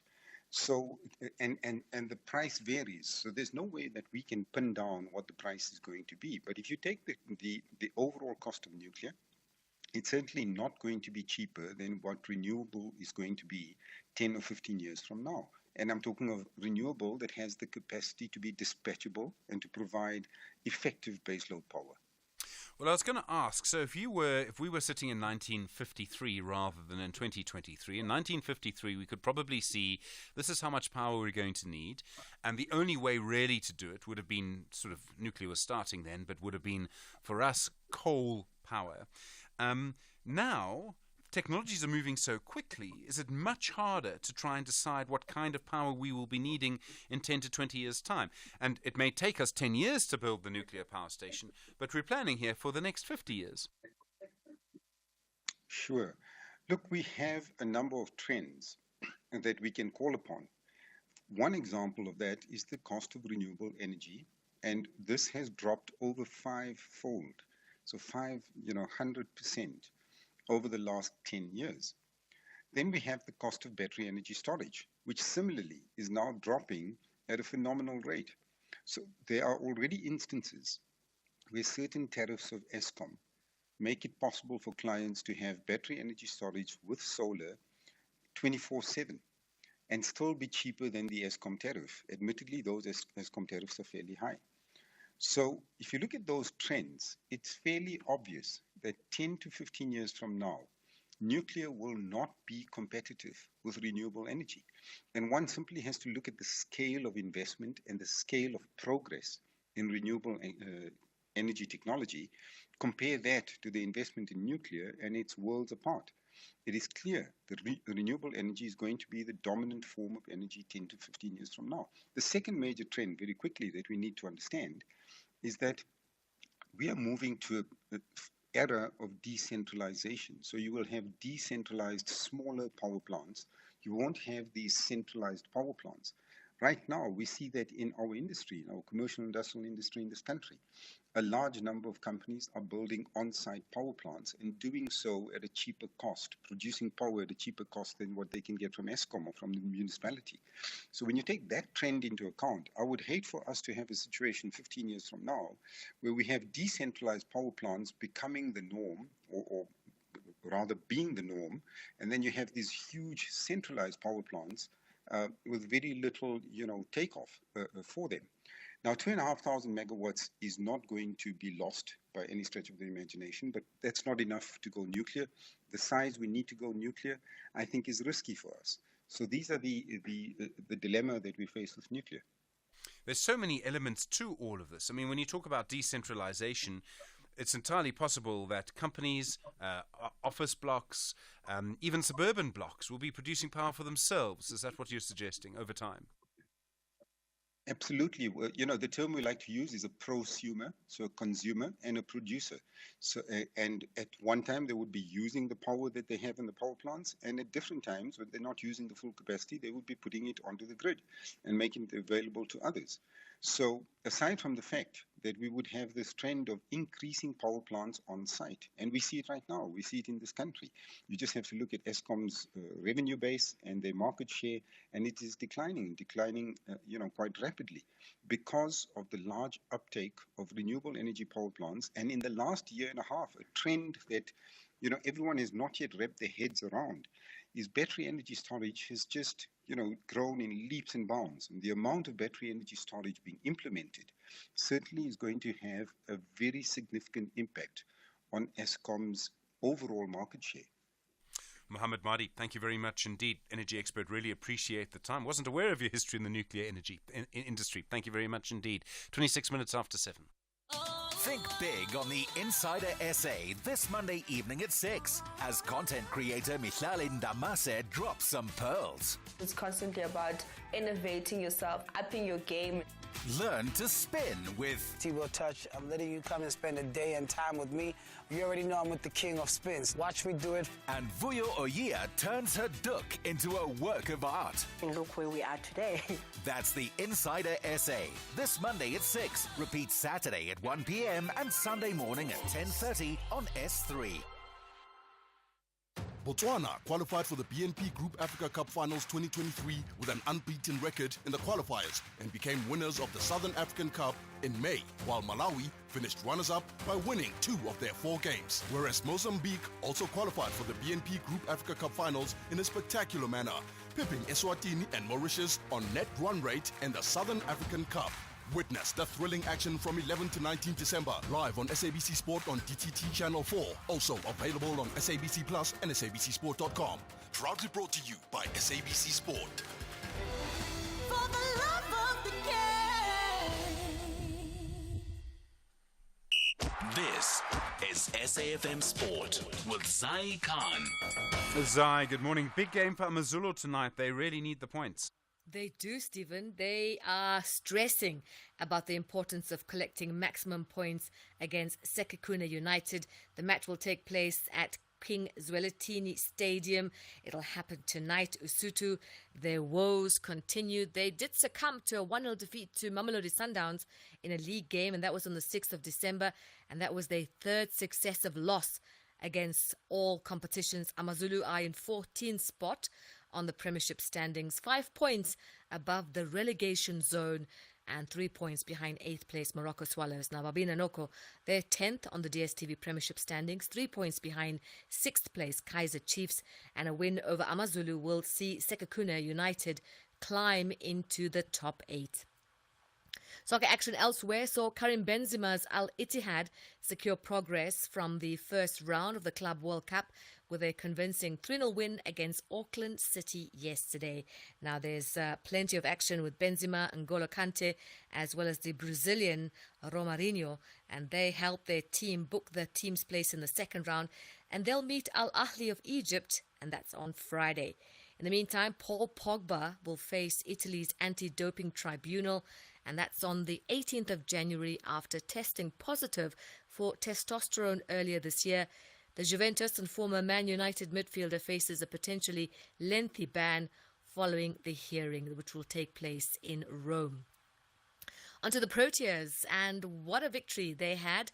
5 wickets. It was the DLS method in the second T20 International against India in Gqeberha yesterday. Risa Hendricks hit 49 runs from 27 balls, while skipper Aidan Markram added 30 from 17 balls as the Proteas finished the match with 7 balls to spare and take a 1-0 lead in the 3-match series heading into the final encounter at Wanderers in Johannesburg. And that will be tomorrow at 5 p.m. The first ball will be bowled. Now let's go to netball, where the search is on for Netball South Africa to replace the Proteas Australian coach Norma Plummer, who has retired. Plummer was in charge for the last time when the Proteas narrowly lost, and that was in the World Cup finalists, England 2-1. Now Plummer worked with the assistant coach Dumisani Chauke during both her stints as Proteas coach, and Captain Bongi Msomi is backing Chauke to take over the reins. Honestly, just love to me. I think she's really such a fresh vibe. Hopefully NSA would know who's the best candidate for it. I always look at her, and I think if you look at someone like Adumi for over the years, I think she's worked with Noma now probably more than 5 years, if I'm not mistaken.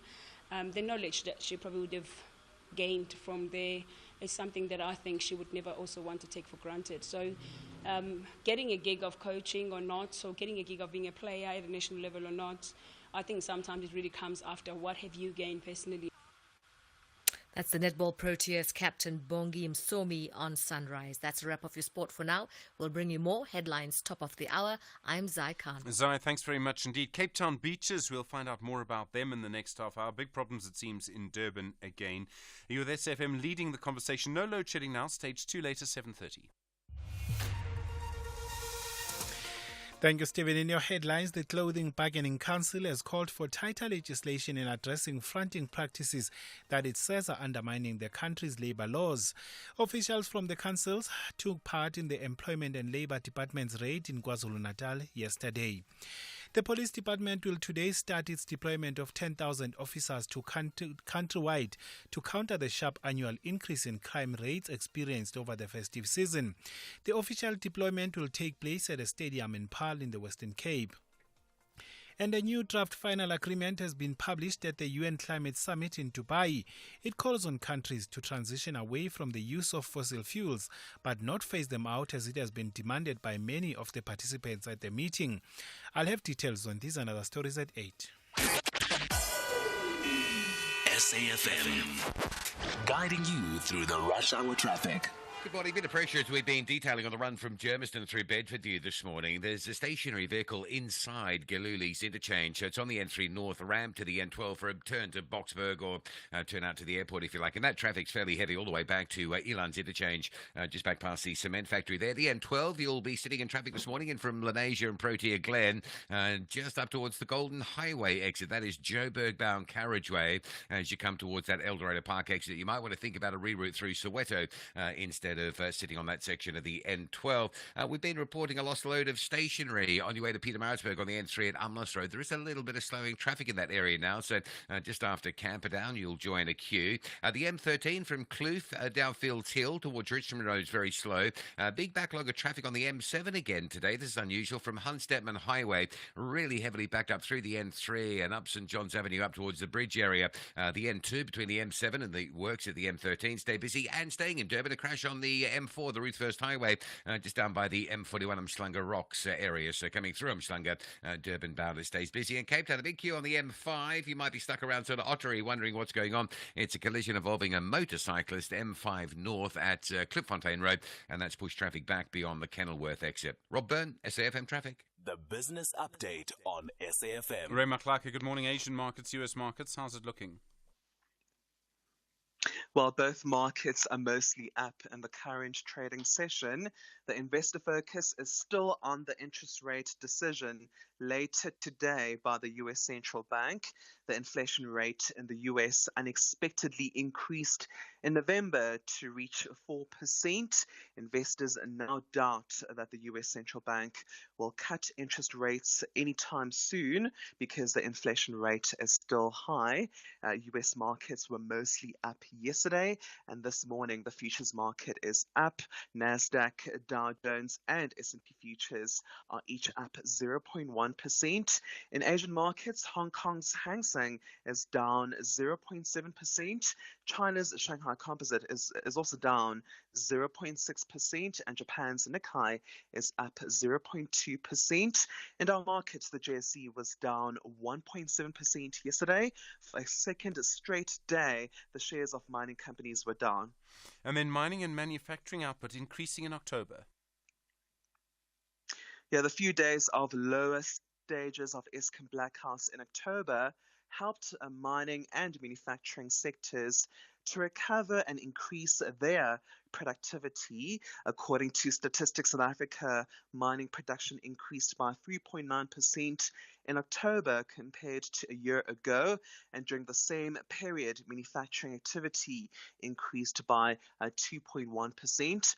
Both sectors rely on the stable supply of electricity to be productive, and in October, there were days in which South Africa faced lower stages of Eskom blackouts. The performance of mining and manufacturing sectors shows the potential growth of the economy if only we had consistent electricity supply.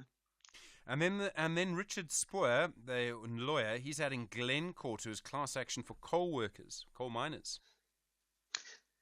Yeah, Glencore is the latest mining company to be slapped with a class action on behalf of coal miners suffering from lung disease. The class action has been launched in court by Richard Spoor Incorporated, which is a human rights law firm. Yesterday, Glencore was added to the class action.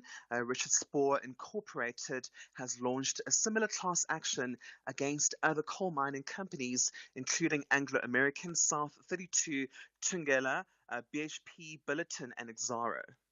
Ray Machlaka, thank you very much indeed. Do appreciate it. Ray, of course, back tomorrow. More business news through the day here on SFM.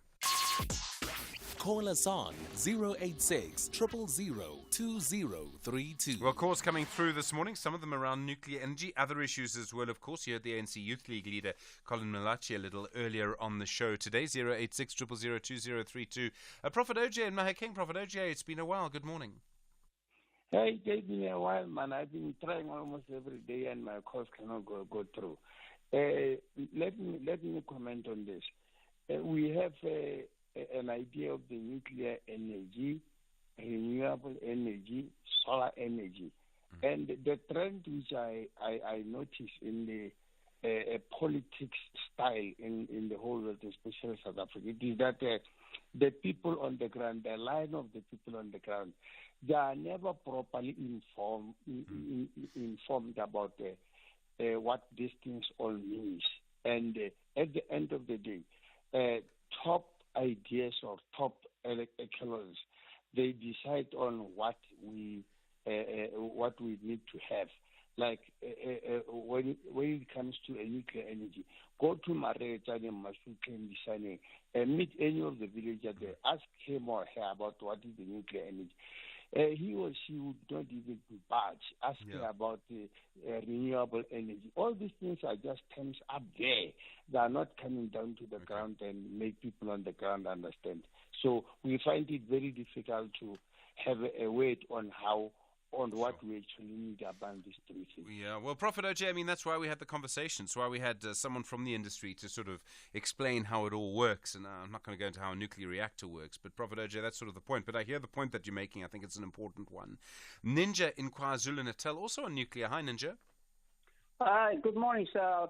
Talking to you after a long time. Yeah, Indeed. I just want to say something about precautions about nuclear plants. If you take Chernobyl, you take Japan. Fukushima, they had a serious problem. Now, when the Russians invaded Ukraine, the Russian soldiers were some of them were based in Chernobyl, and they started to get radiation. And the ministers are not talking about the dangers. Now, going on Eskom, if they can't maintain Eskom, how can they maintain these nuclear plants? And that's the danger. And I think it's a bit too far-fetched when it comes to the cost. The country does not have the money to put these plants, and they've got to consider everything. And it takes a long time to build these plants. Energy is required now. This is why industries are shutting countrywide, and people are reluctant to invest in South Africa because of the uncertainty of the conditions in this country. I mean, the government hasn't created a concrete foundation for the economy. You can see it, they're dithering on all fronts. And for the senior minister to resign from the ANC, it paints a bleak picture for the ANC. Now, the ANC doesn't have MPs in districts. That's what they need. So the MPs in the district you can see their progress, what they're doing. They should be alongside ward councillors, and that restructuring must come before the election. Yeah, well, they're- Ninja, I mean, I don't think that'll happen before the election. There are arguments against your idea of constituency democracy, but I understand the point that you're making, and I think it's about accountability as well. And there's so many different ways of looking at it. Crispin and Etequini, are you a fan of nuclear? Surprisingly, I'm not, because actually, if we look at the track record here, Stephen, the cost of solar has fallen by 89% in the last decade. By that time, it will be several years before any nuclear plant comes online, it will have fallen a lot further. So we know that in reality, the levelized cost of electricity from nuclear is far greater, currently about 4 times greater, and by the time we get to a nuclear plant in South Africa, that ratio will be much greater. This will be a financial disaster if it goes ahead. What lies behind it is some grandiose scheme that we could only get one big solution. But in reality, as your one guest said, we are moving already into a decentralized approach to power.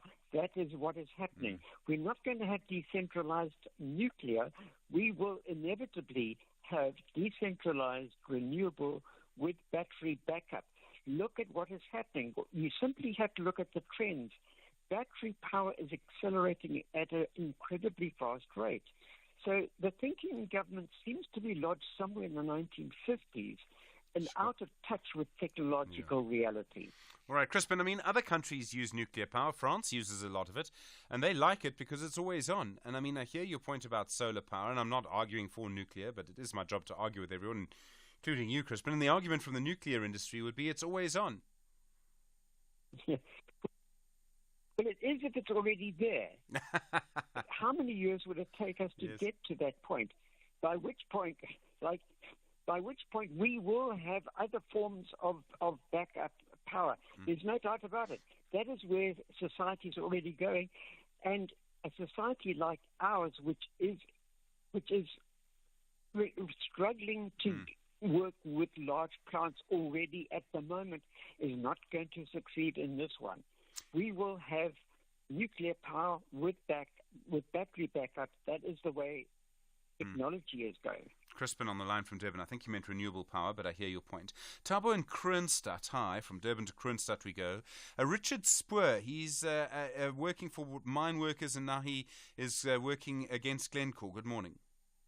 Good morning, Stephen.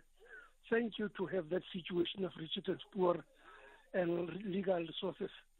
You know, those people, they won a case against Anglo-American. They got $5 billion. I think it's 2019. They were supposed to pay people who died with silicosis and things. Yes.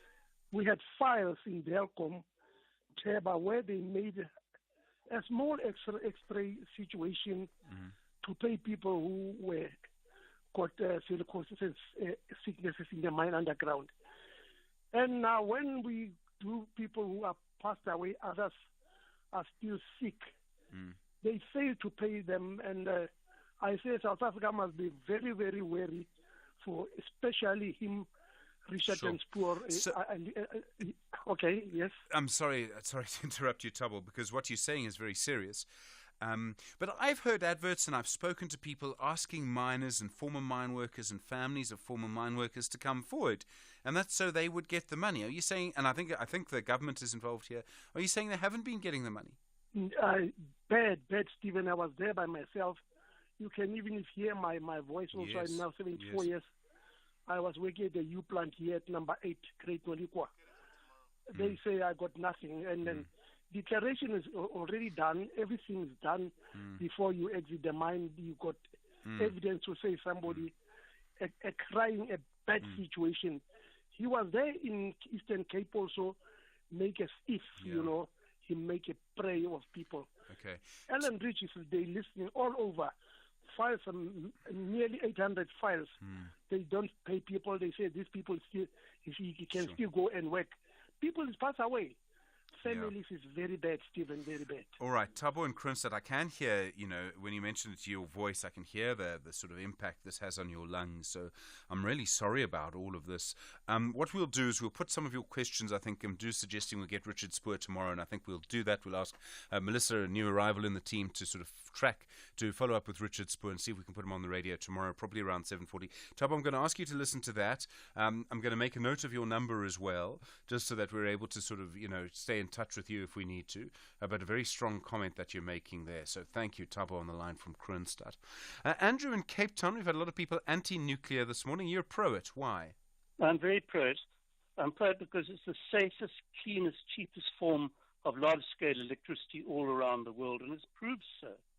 And renewables, which are very good off-grid for small applications, households, etc., have been an absolute disaster for grid electricity all around the world.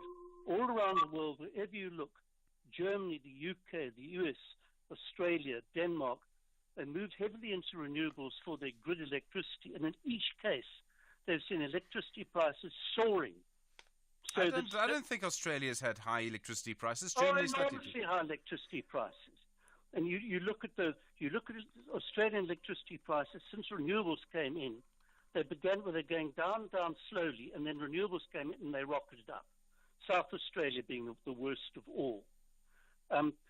Your second guest, I think his name is Mr. Margie. Yes. He said, well, with 1 unit is no good. Well, we've had 1 unit at Coburg for 40 years, and it's been wonderful. His point, he was making an economic point. I don't think he was saying that. Well, I'm making an economic point too. It produced our cheapest electricity and still does. As for the idea that renewable energy, the price is coming down, that's not true.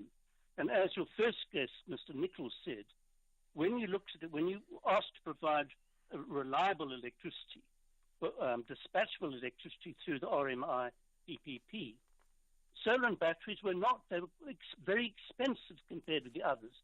And I believe, even expensive though it was, they're not managing to come online because they're not able to. The materials are too expensive. And this is all around the world. If you think batteries are so cheap, what I strongly suggest to you, or any of the people that's phoning in, try it. You try running your household just on solar and batteries, and tell us what the cost in midwinter is of heating your house and cooking your evening meal in midwinter on batteries is. And I can tell you it'll be 10 times more expensive than Eskom, and far more expensive than nuclear. Andrew on the line from Cape Town. Thank you. I know plenty of people who will argue with you on the figures. It will also depend on where you are. I'm in Gauteng and the sun shines all day in winter. I know in Cape Town where you are, Andrew, it is very different. All right, a very strong voice there in favour of nuclear energy. We'll talk water. That's next.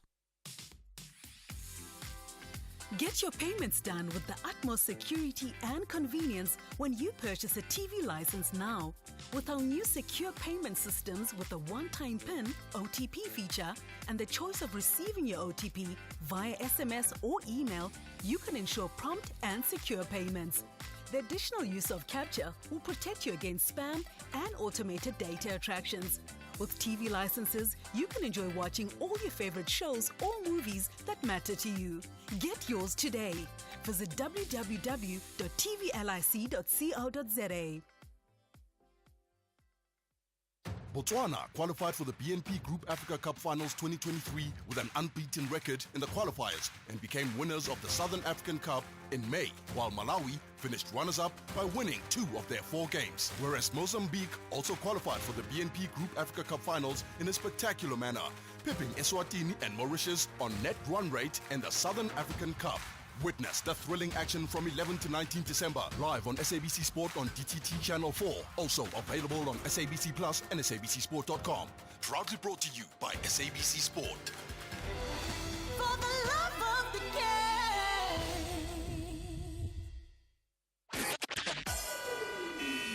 SAFM, guiding you through the rush hour traffic. N12 coming into Joburg from Protea Glen and Lenasia, still very heavy backlogs. You'll hit that queue and sit in traffic right through to about the Golden Highway exit in the Eldorado Park area. Crash on the R21 near Atlas Road. If you're on your way to the airport, just watch for some slowing traffic there. And Pretoria this morning, we did have some heavy backlogs at Dustport Tunnel a little bit earlier. It is a little bit slower than you like, but it's well off it, sort of worse than it was earlier this morning. Durban side, big traffic on the M7 heading into Pinetown. That's a queue from Hunstedman Highway right the way through to St John's Avenue Bridge. Everything around the greater Durban area just a little bit slower than normal this morning on account of the wet weather, the rain here until probably early part of the afternoon. 13 mils overnight recorded in the region, so it was already wet and slippery and more rain across the morning. Cape Town, the M5 heading north. There's been a crash at Klipfontein Road. That's a very heavy queue this morning from Ottery Road all the way up through Kenilworth and into that Rondebosch area. Very slow. At the N1, Plattekloof Hill to Sable Road is busy, and there's a crash on Contimanskloof Road just by sort of the Hill Besson before you get to Tygerberg Road. So if you're on that back road down from Durbanville and you've split down Contimanskloof, there is a little bit of a queue as you come down towards that scene. Rob Byrne, SAFM Traffic. Stephen Grootes on SAFM. 10 minutes now to 8 the time. Well, suggestions from Rand Water and others that, in fact, the water system in Gauteng is now running literally at capacity and that there is no more water available. Makanosi Maru is the spokesperson at Rand Water. Makanosi, good morning. Thank you for your time. Good morning, Stephen, and good morning to your listeners. Is it true that you're producing as much purified water as your system currently can? You literally got the rev counter as far as it'll go. That's true, Stephen. We have increased our production from 4,700. Now we are producing over 5,200 megaliters per day. So we are really extracting above our water license. Why are you having to do this? Is it because there's such high demand? We've had huge heat waves in Gauteng. That's correct. It's the system is constrained due to high consumption. Obviously, it's the impact of the heat wave. So the metros, City of Johannesburg, Tshwane, and Ekurhuleni, they are consuming more. I think the percentage that we looked at day before yesterday was over 11.8%. More. More is against the target. Remember, each metro has a certain target. So if you combine the three metros, they are above the set target by 11.8%. Is there any way to reduce water consumption? I mean, everyone can do their own thing, but we don't even know, I didn't know this, but we don't, as I understand it, have accurate figures for whether that water is being used by households, whether it's being used by industry, whether it's being used by other organizations. Do those figures even exist? So we're relying on households to reduce the amount of water they're using. But you're correct, Stephen, but we know how much we're supplying as rainwater. The question is, does that water reach its destination, or is it through leaks and non-revenue water? That's a question that we are asking. But in terms of supplying, we have increased the production. Okay, so what we're likely to see then, if this goes on, it may depend on the weather, is that you will send as much water as you can to the metros. But at the end, I suppose if the demand keeps going, reservoirs are still going to run dry, and maybe not your reservoirs, but the reservoirs in Joburg, Ekurhuleni and Tshwane. That's correct, and that means some areas will not have water, more especially the high-lying areas, Stephen. So we are really calling on consumers to use water sparingly and to adopt some of the water-saving measures and tips. In the past, many times you, as Rand Water and Joburg Water and other people, have called on people to cut back on their consumption. When you issue these alerts and these requests, do people respond? Do they actually cut back? Where I'm heading with this is some people may just not be able to cut back. They're literally using the water they need to use. You know what? No, often than not, I think in the past year, we have called out, we made a call. Consumers are not really responding. So what we do is now we decided to take control of the system from Rainwater's side. So at the moment, we're still making that call. If we see that there is no progress, then we'll come to a second stage, or we'll take control of the system and really control what amount of water that flows into the system. Thank you very much indeed. Makanosi Maru is the spokesperson at Rand Water. Across South Africa, online and on radio. SAFM, let's talk. Well, last week here on SAFM Sunrise, you heard from the emeritus chemistry professor at the University of the Western Cape, Professor Leslie Petrick, who made the point that some beaches in Cape Town were not necessarily safe to actually use. And in particular, she said, this was because there is an outflow of sewage. So in other words, some of the city's sewage is pumped directly into the sea at certain places. And she suggested that was why they were unsafe. You know, eThekwini has, it seems, much bigger problems. At least 6 of their beaches are being closed because of high levels of E. coli. Greg Olofse is the manager for the Coastal Management, Environmental Management and Spatial Planning and Environment in the city of Cape Town. Greg, good morning. Thank you for your time. Good morning. Thanks for having me. Are the beaches around Cape Town, all of them, are they all safe to swim in? Yeah, by and large, yeah. I mean, I think we've done a lot of monitoring up to the peak season now on a weekly basis at a selected 30 sites and then twice weekly at the 62 recreational nodes. And overall, we're confident that the vast majority of our recreational nodes meet what we would consider to be either good or excellent water quality for recreational use. As you say, the vast majority, you're being very careful to not say all 100%, Greg. Yeah, so we are careful around that because water quality is quite a variable thing, and particularly in an environment like Cape Town. We've got 4.5 million people, and there are points of contamination and pollution.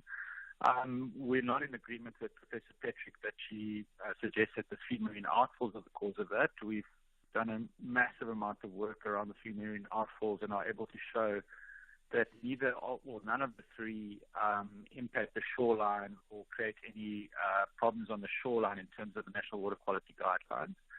But we do have points of pollution a lot around the shoreline. We've got a 300-kilometer coastline. We have many, because it's a gravity-fed system, sewage system is a gravity-fed system, a lot of the sewage first flows down to the coastline where it's collected at pump stations. And then those pump stations pump it on either to the next pump station or to a wastewater treatment works. And particularly with the high levels of load shedding that the city's been experiencing, those pump stations are dependent on energy for the pumps to work. And we can have failures where the pumps aren't working for long enough, and when there's an overflow within the pump station, that's got to discharge somewhere. So that's why I am careful what I say, because we do have what we call discrete events, where we have a problem like that, and for a short duration we can have contamination in a localized area. Those are very few and far between, but they can happen, and that's why we never say everywhere all the time 100% safe. But what we do know from our monitoring is that more than 93% of the 62 odd recreational nodes over the last 9 weeks of sampling show excellent water quality. Okay. I mean, I accept all of that. I suppose the question then becomes, why are you still pumping raw sewage into the sea in the first place? And I realise that the city of Cape Town in different forms has been doing this for probably 100 years. But is it really the best option to actually pump raw sewage straight into the sea? Well, it's one of those things that is surprisingly efficient as a way of wastewater treatment works or wastewater disposal. I think almost every coastal city, a large coastal city in the world, uses marine outfalls. It's a very small proportion of our wastewater that goes out that way. I think it's around 5% of the wastewater. It's a recognized, globally recognized form of wastewater disposal. As I said, all cities, big cities use them, Sydney, everywhere. So, it's a type of wastewater disposal. One can have strong opinions around it for sure. But the way that we assess it is by looking at the collection of data over the long term, and that data suggests that the impacts are not significant. During the holiday season, are you going to be increasing the number of tests that you're doing, the sites that you're doing them in? As you say, lots and lots of people coming there. I know other parts of the city of Cape Town and the Western Cape suggest it could be a bumper season for foreign tourists as well. Do you sort of do you increase your, let me use the word, surveillance of beaches for these problems? Well, so what we do at the moment is in the city we've got 3 different programs that are running continuously and overlap with each other. So in my coastal group, we're currently running a weekly sampling regime at 30 selected sites. The city itself, historically, and continues to do that, monitors 99 different sites every 2 weeks for Antarctica, and then we have 8 blue flag beaches and 2 pilot blue flag beaches, and those are also monitored separately and independently once a week. So when you add all of that together, some sites are monitored 6 to 8 times a month. Some sites are monitored twice a month, depending on within that. But essentially, the important thing around water quality, if I can just explain, is that it's not a real-time measure of risk because it takes a few days for the results to come back from the laboratory. So that's the only way that coastal water quality can be used and used properly is that basically it's an estimating risk looking forward. So it's not an absolute result. Nobody anywhere in the world is able to say to you, today we took a water sample and the reading is X. The way that we use water quality is looking back along a long stretch of data. We're able to say at this particular beach, historically the information is this, and this suggests that your risk of swimming here is X or Y. So it's an assessment of risk rather than an absolute number. Greg, thank you. Greg Olofse is the Manager for Coastal Management, Environmental Management and Spatial Planning and Environment in the city of Cape Town. All right, well, interesting to hear what's happening in different places ahead of the Christmas season. Coming up, we'll talk about rooibos. What is it with fans of rooibos? They're always going on about how good it is for you. I mean, with coffee, all we do, and I'm a coffee fan, is just say, look, I'm awake. Hi, good morning, I'm awake, I had coffee. But the rooibos people, they've got to talk about this and they've got to talk about that. We'll find out more about that in the next little while. Don't forget, talking about the future of motor racing as well. You with SFM leading the conversation. It's 8 o'clock. Outsurance will go out of their way to try and save you money on your car insurance. If they can't, ask for 500 Rand. SMS out to 38462. Now that's good news. Independent and impartial. This is SFM News. Thank you, Stephen. In your top stories, calls for tighter regulations to combat fronting and major police deployment to curb festive crime. This is SAFM News. A very good morning. I am Luyanda Maume. The Clothing Bargaining Council has called for tighter legislation in addressing fronting practices that it says are undermining the country's labour laws. Officials from the council took part in the Employment and Labour Department's raid in KwaZulu-Natal yesterday. The action followed discovery of the alleged flouting of labour laws at some companies operating in the textile industry. The council's designated agent, Israel Mtembu, says fronting is a crime. Clothing industry in these areas of Isitebe, Newcastle and other areas as well, it has been bloated up by cooperative companies that are fronting up, using our poor employees that are mothers, that are supporting their families. But when we look at the CIPRO documents, and we find their names that are appearing on the CIPRO documents, but when we interview these workers, they don't know anything about this thing. They don't even earn any share dividends in terms of being directors in terms of these companies. And in this particular company that we are in, this is one of the companies that has been giving us uphill battle in terms of access.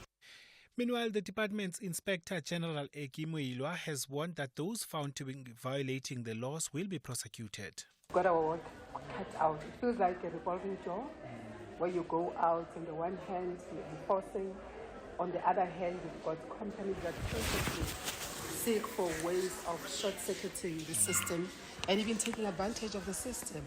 I can give you an example. We issue out compliance orders, we issue out prohibition notices. We've done it in the past, and what some of the companies will do is to disappear and re-emerge under a new identity so that they can circumvent the whole thing. It's very sad because it involves human lives. Of course, we're going to pursue that to the very end.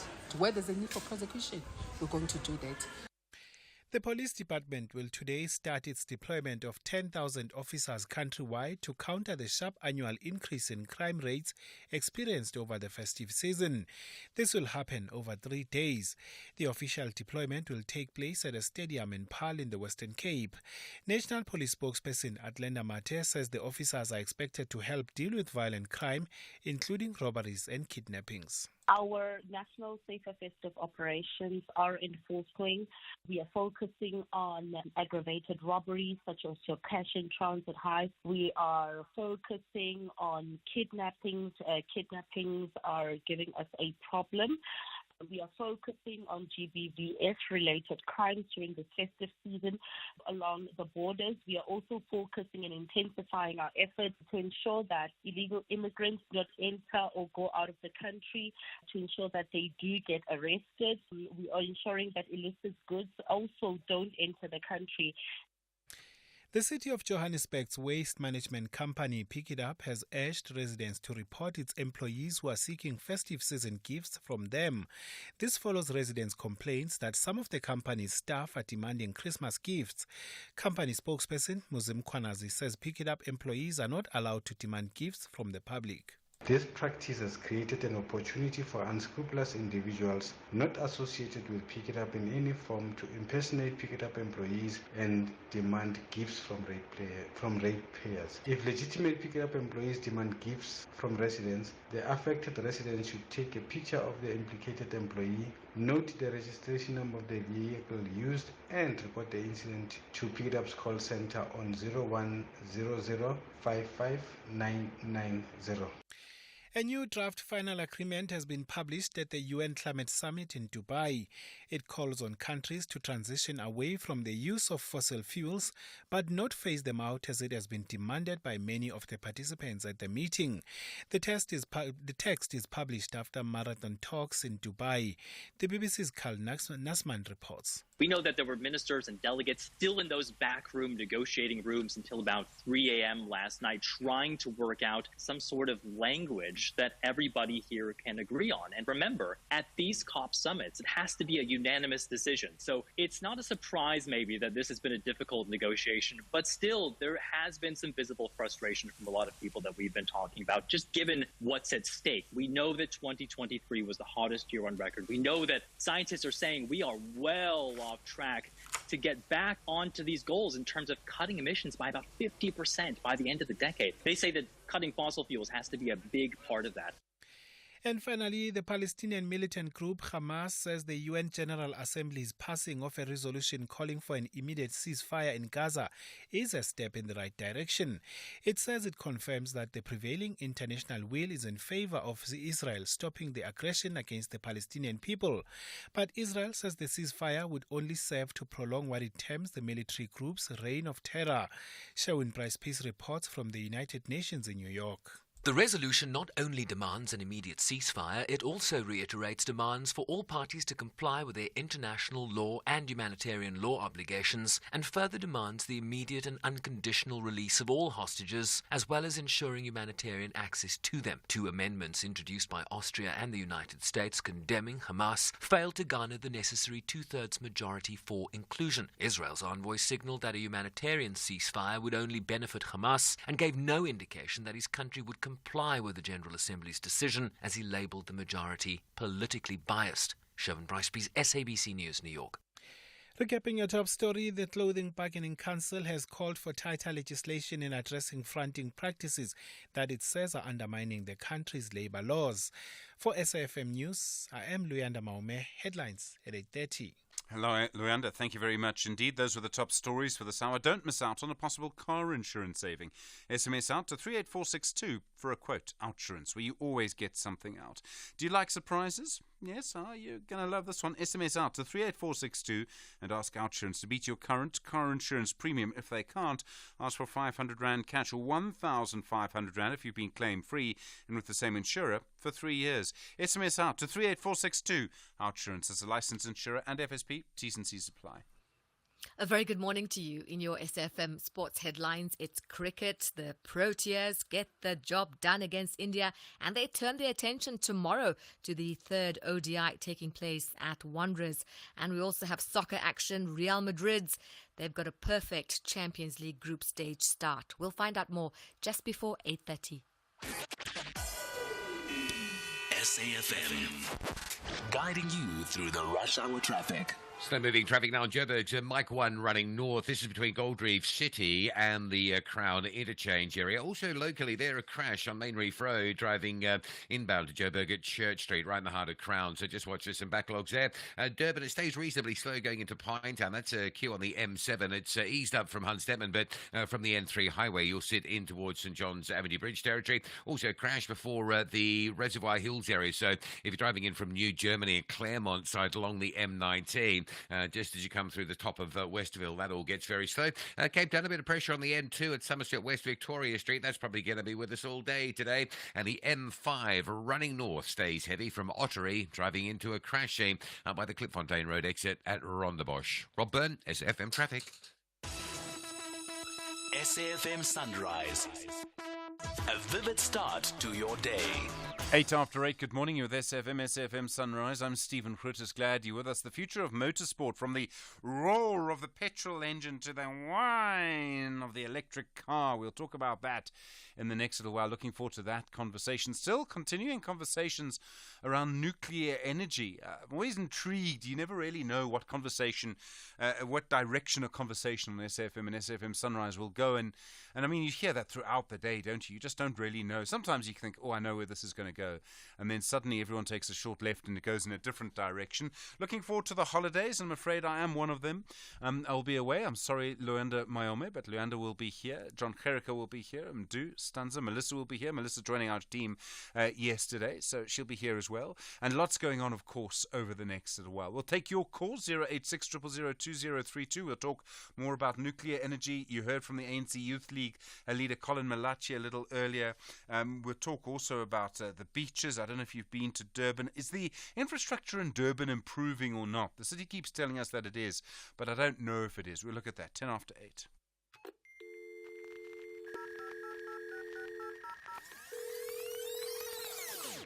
You see, change happens and it improves our lives. Change is good. It opens doors to new horizons and leads to a more informed tomorrow. Being in the know is no longer for the selected few. Information is for all of us to enjoy, whenever, wherever.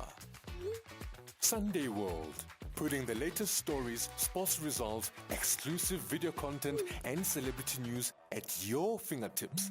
To stay informed, download the Sunday World app today. Available on the App Store and Google Play. Sunday is just the start. Chelsea FC is not impressed with their current position. They want to ensure Sheffield United grabs nothing at Stamford Bridge. Raheem Sterling, the big dipper, Chelsea 11. Meanwhile, Sheffield United are also not comfortable in the danger zone. McBurney's header, and it drops into the far corner of the net. Who will enjoy the festive season with victory? The Blues or the Blades? This is the Premier League. Catch the exhilarating clash between Chelsea FC and Sheffield United FC on Saturday, 16 December at 4 p.m. live on S3. Also available on SABC Plus and SABCSport.com. Hashtag we love it here. Brought to you by SABC Sport. For the love of the game.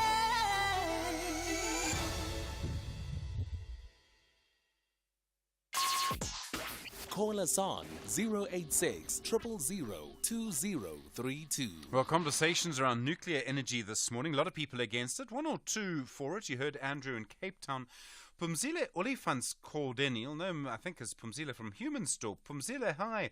I didn't know this. You say you're the chair of an organization in Kucha called the Tasepunt Nuclear Development Forum. You want nuclear energy. Good morning, SG, and good morning to the listeners. Absolutely, SG. Imagine, SG, if this program started a while back when it was 9.6 megawatts, and would have been very close in commissioning that nuclear station. And at this stage, SG, I must be open with you that we are actually an organization that is pro-nuclear, and we really appreciate the move by the Minister of Electricity to start the process once again on the 2.5 megawatts. And Tasepunt, which is situated in Oyster Bay in Kocha, Eastern Cape, was once preferred as a site that is actually suitable, and currently it's competing with Danafontein. Danafontein, SG, is where the Quebec nuclear station mostly is. And I hear a lot of people saying it's dangerous, and Ninja from KZN or Durban was talking about the areas where there was disaster. For almost 40 years, SG, we have been having Quebec with no incident, which claimed every human life. In the world, UK currently, SG, is building one of the biggest nuclear stations. And yet you get people that are saying it's dangerous, but globally, the trend of building these nuclear stations is actually taking place. So, Pumzile, why would... So as I understand it, if you want to build a nuclear reactor, it's a good idea to have it near the sea. That's why Kuberg is where it is. Do you believe it would bring more development to Tastepunt? And sometimes development can be a double-edged sword. Things aren't always the same after that. Do you believe it would lead to more development there? Not only Tastepunt, as the Eastern Cape at large. Imagine job opportunities that will be actually created. Imagine SMMEs that will be participating on economic activities in that area. Imagine infrastructure that will be upgraded and maybe newly constructed. Job opportunities. Eastern Cape is one of the provinces that is actually having a challenge of employment opportunities. Hence, you find exodus of people moving to Western Cape and Gauteng province looking for work in that side of provinces in the country. So this will definitely create opportunities economically as well as in terms of job opportunities and infrastructure. All right, Pumzile. Thank you. Pumzile Oliphant is the chair of the pro-nuclear organisation, the Tastepunt Nuclear Development Forum. We know him as a councillor and a regular caller from Humansdorp. Glenn on the line from Cape Town High. Your views on nuclear power? Morning, Stephen. First of all, thank you so much for an awesome program, and just want to say thank you so much for all the time and effort you guys put into presenting such a good quality program. Very kind. Thank you, Glenn. No problem. Just to come back, the government seems to be hell-bent on spending massive amounts of money on resources which we basically have at home. And I think as a country that's water-stretched and huge, massive unemployment, I think we should be rather putting money into hydro projects. And I know they keep saying, well, we don't have, the infrastructure and the mountains and stuff with the valleys and that where we can build these dams. But I think with a bit of research, I think we could certainly do that, reserve our water, and at the same time create hydro projects that I think will serve the country long term. So in other words, for you, nuclear is not the right option. There are better options. I think definitely so. Definitely so. All right, Glenn on the line from Cape Town. Thank you. It's been really interesting to see how this conversation has moved through the morning. And I think there's some cynicism around sort of government's ability to implement big projects, and I think we're allowed to sort of be cynical about it. But you do need to plan power for the long term, and that's really the issue we have. And that's one of the issues, I think, if you had to look over the last 2-3 years, Dustanza, we would probably find power and electricity are sort of some of the things we've debated most here on SAFM. 16 after 8. Stephen Grootes on SAFM. So for many years in South Africa, if police have arrested someone and found that this person is a migrant without documents, that person's actually been arrested and detained. You'll know, of course, in popular culture, people will talk about going to Lindela. You go to Lindela, which is the repatriation camp, and then from there deported back to your home country. That's the idea. But all sorts of things happen in the meantime. Nabila Mir is from the organisation Lawyers for Human Rights. They've published a big report into this. Nabila, good morning and thank you for your time. Good morning, Stephen. Thank you for having me. I imagine in this case there's a big difference between what the law says should happen. Someone would be arrested, found that they are here illegally, detained briefly and deported. And then there's a big difference between what the law says and what actually happens in practice. What have you found is happening in practice? Yeah, you are 100% correct. It's a matter of we find to be abuse of the law. So, for example, we found people who have been detained for longer than is allowed. So anyone at these road traffic blocks that you might be able to see or walking in the street, the police or an immigration official, they're allowed to stop you. Even South African citizens like myself, they're allowed to stop us and they're allowed to ask us to produce identification. And then if I cannot provide identification, they have to give us, they can detain us for 48 hours while they verify our status. And what happens is that there is often an abuse of that time period of 48 hours, because during that 48 hours, they're not allowed to just keep you there for the 48 hours and do nothing. They actually have to actively take steps to verify your ID. If you say my ID or my documentation or my refugee passport is at home, they are supposed to take you home to go and verify it, but they don't do that. They take people, the police take people, they drive around in the vans and wait for you to cave and bribe and solicit bribes before releasing you. And we found that to happen so often. Most recently, I was on Sunday. I went to go and assist someone at one of the police stations in Johannesburg because that is exactly what happened. Someone was walking in the street with their friends. They all got arrested in the morning, and one by one, they got released upon provision of a bribe to the police. I'm presuming that this happens often. Certainly the idea is, there was a time, I think, when people referred to, for police officers, they said that undocumented migrants were ATMs. Exactly. I think that, at the end of the day, being in detention is probably one of the most scariest experiences for people. You're locked in a place in very, very poor conditions, often not getting access to food. You don't know when you're being released. It has a big psychological toll on you. So people are so desperate that even in instances where they do have documentation to be here and their documentation is just in a safe place at home, they pay the bribe because they don't know when they're going to be allowed to leave. The other thing, it's a sort of a psychological warfare. Sorry to interrupt you. Not at all, Nabila. It can also happen that South Africans, so you and I are South Africans, we could be, somewhere in the street, get stopped by a traffic stop or something, may not have a driver's license or ID on us. There's no law that says you have to have your ID document on you at all times. Belgium has a law like that, but we don't, as I understand it. So, South Africans must get caught up in this too. You must be foreign, therefore. Yes, I can imagine. So we've not had any instances come across our doorstep, except where we have clients, for example, who do not have birth registration documents, so are effectively deemed stateless. So, and these are people that are born in South Africa, but their parents didn't register their birth, so they don't have access to ID documents, and they also would be susceptible to this very same mode of being arrested, and they would have no way of proving who they actually are and might be deemed to be undocumented in South Africa.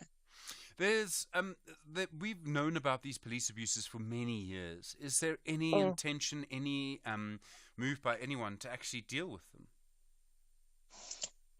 Most certainly. I think that, through our work that we do at Lawyers for Human Rights, which is through advocacy and litigation, it is to ensure that people are not detained, and to raise awareness, because I often believe that there's a knowledge gap in some instances when people are being arrested, that police officers don't actually know the law. Neither do the immigration officials actually know what they are or aren't entitled to do, and what steps they actively have to take to do so. So, for example, if you are detaining someone because they found to be undocumented and you want to deport them out of the country, you're not obligated to detain them. You can actually give them a period of time to wrap up their affairs in the country and then leave. I understand what the law says, but we also have to think about the humanity of people who have been here in South Africa for 10 to 20 years, have a family, and we don't afford them the dignity to say goodbye to their families. We don't afford them the dignity to wrap up their belongings. We just put them on a bus and make them leave. Nabila Miab, thank you. Lawyers for Human Rights. Do appreciate the time. 22 after 8. Think big on the Insider SA this Monday evening at 6 as content creator Mihlali Ndamase drops some pearls. It's constantly about innovating yourself, upping your game. Learn to spin with T-Will Touch. I'm letting you come and spend a day and time with me. You already know I'm with the king of spins. Watch me do it. And Vuyo Oyiya turns her duk into a work of art. Look where we are today. That's the Insider SA. This Monday at 6. Repeat Saturday at 1 p.m. and Sunday morning at 10:30 on S3. Botswana qualified for the BNP Group Africa Cup Finals 2023 with an unbeaten record in the qualifiers and became winners of the Southern African Cup in May, while Malawi finished runners-up by winning 2 of their 4 games. Whereas Mozambique also qualified for the BNP Group Africa Cup Finals in a spectacular manner, pipping Eswatini and Mauritius on net run rate in the Southern African Cup.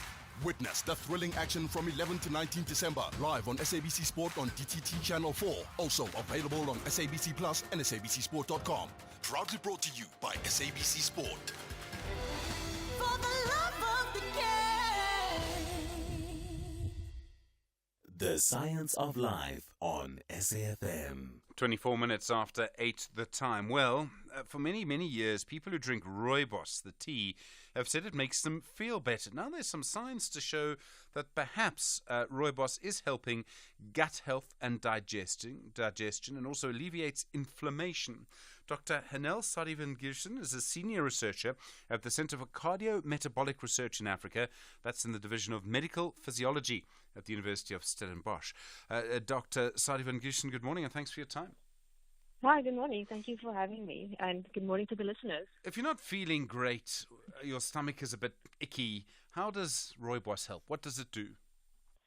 So recent studies have shown that rooibos can actually stimulate the growth of beneficial gut bacteria and inhibit the growth of bad gut bacteria. So the active compounds in rooibos can help to restore the intestinal balance and yes, boost the good bacteria over the bad ones. How does it do this? So what is it doing to the good bacteria? Well, it literally comes in contact with the bacteria and something in those compounds.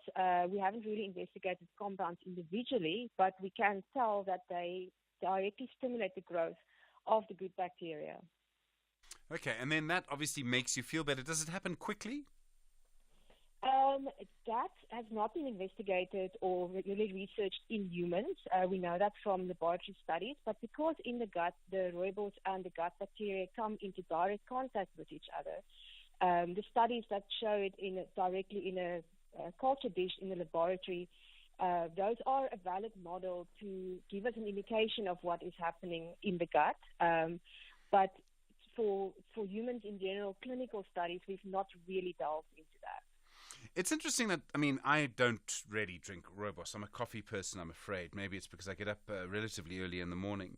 But so many people who drink rooibos always talk about it, sort of say it, helps with this, helps with that. Is it really as amazing as everybody claims? Well, the thing is, the active components that we're talking about here in rooibos are called polyphenols. But polyphenols can be found in many other things, including coffee and also wine and fruit, berries, even dark chocolate. It's in different quantities and different ratios, different profiles. There's many, many polyphenols. So those occur in combinations in different products. So it's not something that's unique to rooibos, I would say, but it is rooibos is a very easy way of getting these polyphenols into your body. Quite a cheap way too, I suppose. Yes, definitely. Thank you very much indeed. Dr. Hanel Sadivan-Gilson is a senior researcher at the Center for Cardiometabolic Research in Africa in the Division of Medical Physiology at the University of Stellenbosch. This is SAFM Sport with Zai Khan. Zai, good morning. The Proteas in India. Yes, to the Bull Ring they go tomorrow after they clinched the rain-interrupted clash with 7 balls to spare, and that was yesterday. Reza Hendricks had 49 runs of 27 balls and Captain Aiden Markram 30 of 17 to chase the revised total of 152 runs in 15 overs. So fantastic for the Proteas as well. They will definitely look forward to taking on India again in the final T20I. Wanderers Johannesburg tomorrow, 5 p.m. Tickets have been sold out. Let's go now to soccer, and this time it's Real Madrid. Well, they came from behind to beat Union Berlin 3-2 and complete a perfect Champions League group stage yesterday. They needed a win, but now they've made it 6 wins from 6 games in Group C. And it's this time they've been assured of definitely going through there. The 14-time champions.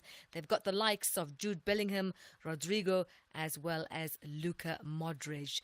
From there we go to a team on the other end of the spectrum, Manchester United, bowing out of Europe with a 1-0 defeat to Bayern Munich, which rounded off a miserable Champions League campaign that put Erik ten Hag's future as manager in doubt. United have lost 12 of their opening 24 games of the season, a run that has also ended their defence of the League Cup, and it sees them languishing 6th place, and that's in the Premier League.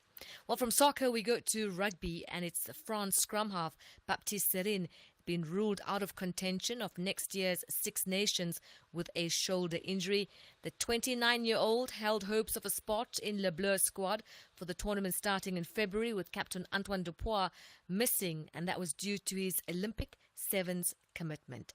Onto netball. The search is on for Netball South Africa to replace the Proteas Australian coach Norma Plummer, who retired. Now, the Proteas captain Bongi Msomi says that when Plummer was in charge, they had a lot of respect for her. Msomi saying that she had left an indelible mark on SA netball. Norma is very much of a standard person. That's how she works. There's certain things that with her you can do and or you can't. Things that can be acceptable as a player or an elite athlete at national level, and there's things that can't be. And I think she really just, showed us that there has to be a difference from when you come, from your team, from provincial level to being at a national level. And up to now, I can pride myself in saying she's shown us so much in that aspect, and you can already tell that she's probably one of the best coaches in the world. And finally, golf. The Royal Cape Golf Club Samuel Simpson shrugged off a triple bogey on his second hole to shoot 3 under 69 on day 2 of the Altron Big Easy Tour event. And this is to take his tournament total to 9 under while keeping his place atop the leaderboard at the Kailami Country Club. Starting on the 10th, Simpson made par on his first hole, but found himself in trouble when he made a triple bogey 7 on the par 4 11th.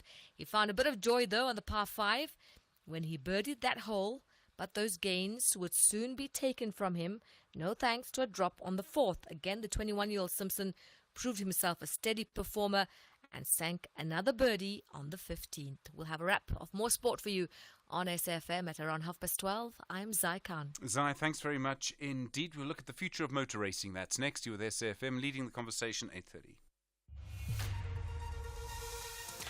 Thank you, Stephen. In your headlines, the business rescue practitioners responsible for rehabilitating the South African Post Office say the current agreement that the entity and its creditors have reached is likely to put SAPO on a sound financial footing.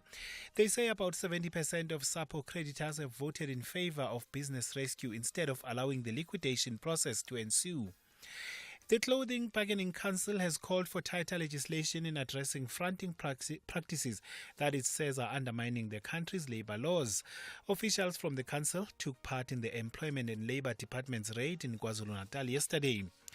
And the White House says it's giving Ukraine a further $200 million of arms and equipment, but warned that this could be one of the last packages of military aid unless Congress approves fresh resources.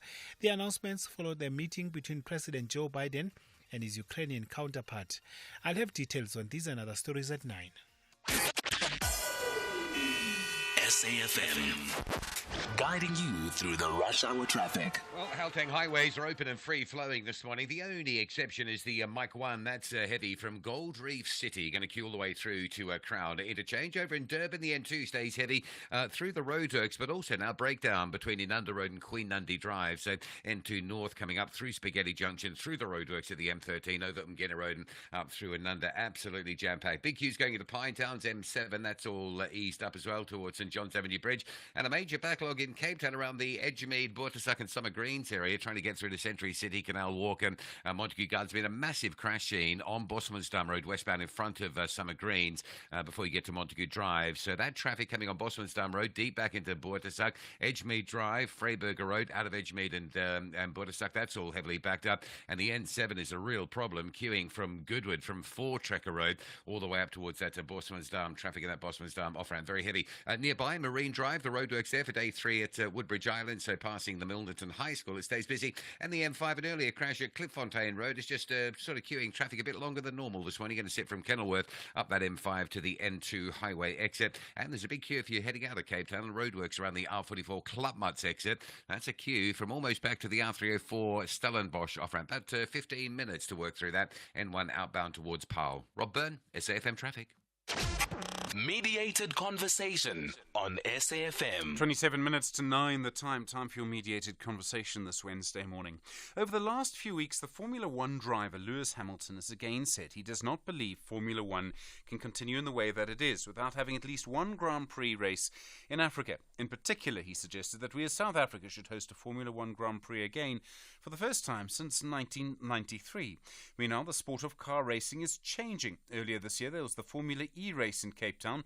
It saw electric cars whining their way through the streets. However, there are also plenty of petrol heads around, people who love the sound, the smell, the roar of cars as they are. This weekend, there's the Kyalami 9 Hour. It'll see a large number of cars racing around the track there. So then, how is the sport changing? Will Grand Prix ever come back to South Africa?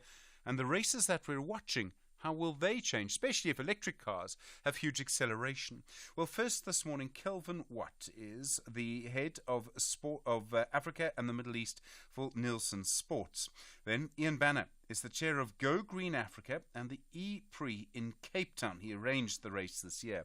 And finally, Kolile Letlaka is the founder of Inter-Africa Racing and host of the race at Kyalami's in partnership with the Southern African Endurance Series. We start then with Kelvin Watt from Nielsen Sports. Kelvin, good morning, and thanks very much indeed for your time. Good morning. How big is Formula One? Morning, thanks for having me. Sure. How big is Formula One right now? It seems to me over the last few years it's really grown. Certainly it has. I think with the investment of Liberty and some of the changes they made in terms of how they distributed their media, the drive to survives, the way that they changed the rules on social and digital media for the teams and the individuals have certainly grown the sport, and there's a massive interest. It's having some challenges this year, being very much a one-horse race, which is not good in any sporting contest, and certainly we're seeing some numbers around the world where, so maybe let's call it the sort of fringe interest that's really interested in a high-end competitive environment is losing a bit of interest, but largely it's continuing to perform incredibly around the world and is continuing to grow. And certainly in a South African context, we're seeing interest in it sitting at as high as 70% in F1 in South Africa amongst our respondents, which is extraordinary for international sport. That's a massive rate of interest. When we see Formula One growing, does that affect the other classes of racing? So in the United States, I know Formula One's moved quite aggressively into the US. There's NASCAR racing. There are many other formulas. I think it's all the way down to Formula 4. Do those classes of racing get more interest as well? Well, I think, not necessarily. We've seen very similar growth rates for Formula E. That's sitting as high as 63% in South Africa now, which is really significant and has grown massively as well. So I think, the top end of the sport, similar to what we're seeing in other sports in the world, whether it's cricket, whether it's football, whether it's rugby, the interest is growing in the really big stuff. What's becoming really difficult is if you sort of more regional competition or national competition. So, if you take the context of rugby, the Currie Cup over the last 10, 15 years has really gone onto a back burner in South African rugby and something that needs to be worked very hard on. And very similarly in the motorsport world with the sort of big growth in Formula One, the big growth in Formula E, big events like the Kyalami 9 Hour, sort of day-to-day domestic motorsport is under pressure from that. And one of the reasons is, you can sit at home on various platforms and, do you go to Kyalami on a Saturday to watch sort of amateurs or semi-pros race or, even some of the local top talent? Or do you sit and watch some of the best motorsport around the world on the various, platforms, whether it be Supersport or other channels that can deliver it for you? And unfortunately, that's something that domestic and regional sport is suffering from generally, not just in motorsport. Formula One in particular has a time zone problem. I mean, it's not the only sport with this problem, but it does very well in sort of European time zones, and I imagine there's a huge number of fans in Europe. But moving it to the United States and Las Vegas had some very strange starting times for motor racing.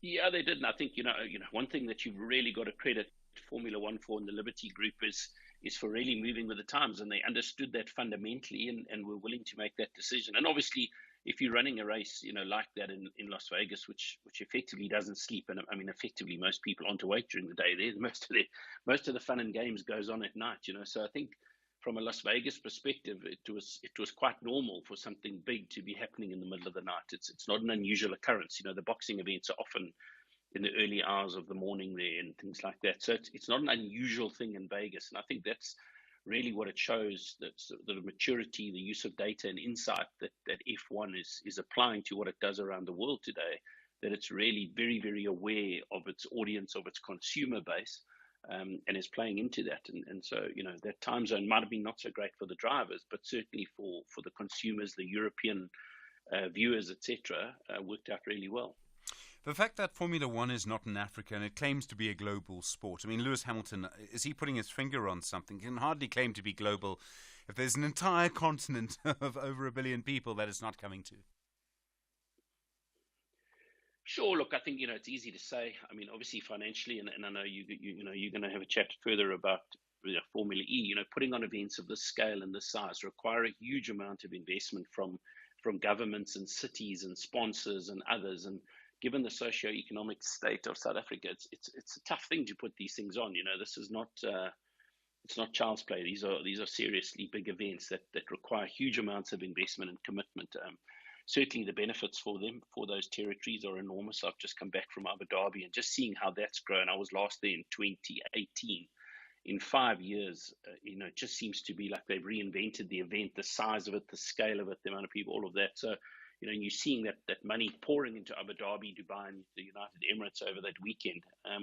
But we're a country that's under a lot of financial pressure. So to be putting these sort of pressures into not only into government and local government, but also onto our consumers is really tough. It's not an easy one to pull off, and it's going to take a huge amount of collaboration from a lot of people to make something like that happen. It's also probably only worth doing if you expect Formula One to continue to grow. Is there much more space for it to grow if it's doing so well now? I'm not sure there's that much more space to grow. And I think in the African context, one of the big factors is Lewis Hamilton. And I mean, obviously he's on the back end of his career. I don't think he's finished, and I certainly think he's got a couple of years, but he's certainly, the bulk of his career is behind him. And that's certainly a big issue from an African perspective. And I think, from an African investment perspective, that is a huge factor. Certainly in the context of South Africa, I think major events like this, whether it be the Formula E, the Kalami 9-hour, F1, they certainly have the ability to be massive tentpole events in the country. And, certainly our view from a Nielsen Sport perspective, having looked at the economic impact of these sort of events, is they, in the end, because they come around every single year, they actually have more long-term impact on the economy generally than big sort of events like World Cups, which sort of come and go. Thank you very much indeed. Kelvin Watt is the head for sport for Africa and the Middle East for Nielsen Sports. Really do appreciate the time. You're there, SFM. Your mediated conversation around motor racing and motorsport continues 19 minutes to 9. Ian Banner is the chair of Go Green Africa and the chair of the E-Prix in Cape Town. Ian, good morning. Thank you for your time. Good morning, Stephen. You hosted the Formula E race in Cape Town earlier this year. How was it received? How well did it go? I feel blessed to say we hit it out the park. We got maybe a little bit lucky, lots of planning, but it was extremely well received, I think beyond everybody's expectation. Thank you, Stephen. So the plans then for the future, as I understand it, there isn't actually a race plan for next year, but I think there is for the year after. Are you planning to make it an annual event in the longer term? Yeah, it's interesting just talking, Kelvin talking about annual events versus every 4 years. We've taken a slightly different approach, Stephen, and we've put purpose right at the center of what we are doing with Formula E. So it's the same strategy I used when we built the Laureus World Sports Awards. That's an award show once a year. but we created Sport for Good, and we created the Academy as the Electoral College. And fortunately, 23 years later, it helped about 7 million children. And we've raised a lot of money, and there's 300 projects we support globally every year. And then throughout the year, the work happens, and we celebrate with the awards. In this context, the race is our celebration. Our Africa's Green Economy Summit, which is a conference we started last year, is happening again in February. It connects global capital to African green economy opportunity. Our Formula Student Africa project, where we have 9 universities on board under the tutelage of Warwick University and now Coventry too. They are being schooled on how to build an e-car because we have a strong automotive sector in this country, and we better start focusing on developing skills, given that by 2030, the cars that are exported to Europe, and I think there's about 420,000 of them, they've all got to be e-cars. So we need young people coming out of educational institutions with the right qualifications. So we're doing that. We have Go Green Africa, which is a not-for-profit with the likes of Siemens and Eskom and soon to be Sasol, Uber on board, along with a lot of technology and service providers, working out how best to go green to help corporates, individuals, etc., to go green. All of those things happen throughout the year. That gives us an ecosystem which makes a difference in our country. It also allows us to attract sponsors and supporters into the mix who come with us all the way into the race. And frankly, that is the only way we can create the annual spectacle that was in February this year. So next year's about pausing the race because we've just finished this year and we had to put up massive guarantees again, developing all of our purpose and impact work, and then growing into the race for February of 2025. The actual experience of the race, and I understand what you mean when you say the race is a sort of celebration of everything else, and I'm aware of your history with the Laureus Sports Awards. The fact is that people think of the spectacle of the race. Is the spectacle very different to what we're sort of used to? And I realize that there are lots of different types of motor racing. But the spectacle of the race that you put on, was it very different from what we're sort of used to seeing on TV as a Formula One Grand Prix? Well, firstly, it's a street circuit. So it's a purpose-built circuit that we created around the stadium precinct in Cape Town. Turns out that it was rated as one of the best circuits of the year, one of the fastest circuits of the year, and got the best overtaking move for Antonio Felix da Costa. So the circuit stood up. So that makes it a bit different, Stephen. It means you have to build your entire infrastructure for every race. So all of your grandstands, all of your hospitality, everything that goes with that, and it's a lot, power, etc., has got to be purpose-made. So that makes it very different from a fixed track that has already been established, that hosts races annually. But that too brings in a level of excitement because people are seeing cars racing at exceptional speeds on streets that they themselves cycle on, drive on, etc. So it brings another element to it, which makes it very exciting. And the Formula E cars are now faster than Formula One cars from 0 to 100, or 0 to 200, in fact. So they're very, very quick and exciting to watch. Well, I was going to ask about that because acceleration for electric cars, and I think as Formula One cars use hybrid engines, and partly because they want the acceleration that a hybrid can give them. So when you have acceleration like that in electric cars, it makes the driving much more important. There's more you can do with the car, which makes it more interesting. And I presume the car's lighter as well, which means it's easier to stop.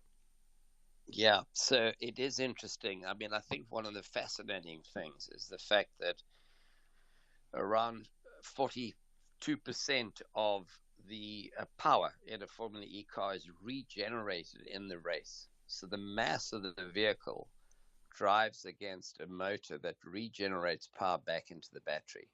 So that's incredible. You wonder where that final sort of fulcrum point would be. You would think it would have to be a maximum of 50%, that capability. But that talks to what you just said about stopping. You use the mass of the vehicle against this electric motor to generate this regenerative power, but it slows the car down. So it's very much about the braking.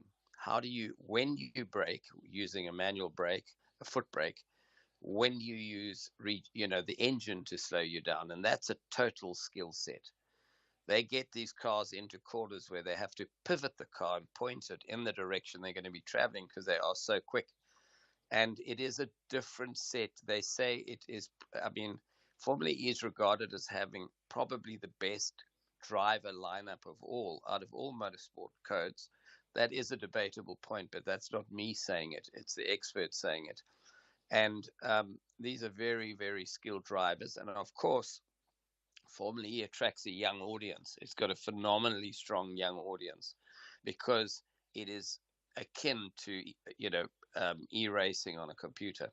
So there's a lot of excitement around the sport. It is growing exponentially. It is not yet Formula One by any stretch of the imagination, but it in the future, because I don't see too many combustion engines being produced beyond 2030 or 2035. So the question you have to ask yourself is, what will the future format of one-seater racing look like in the future?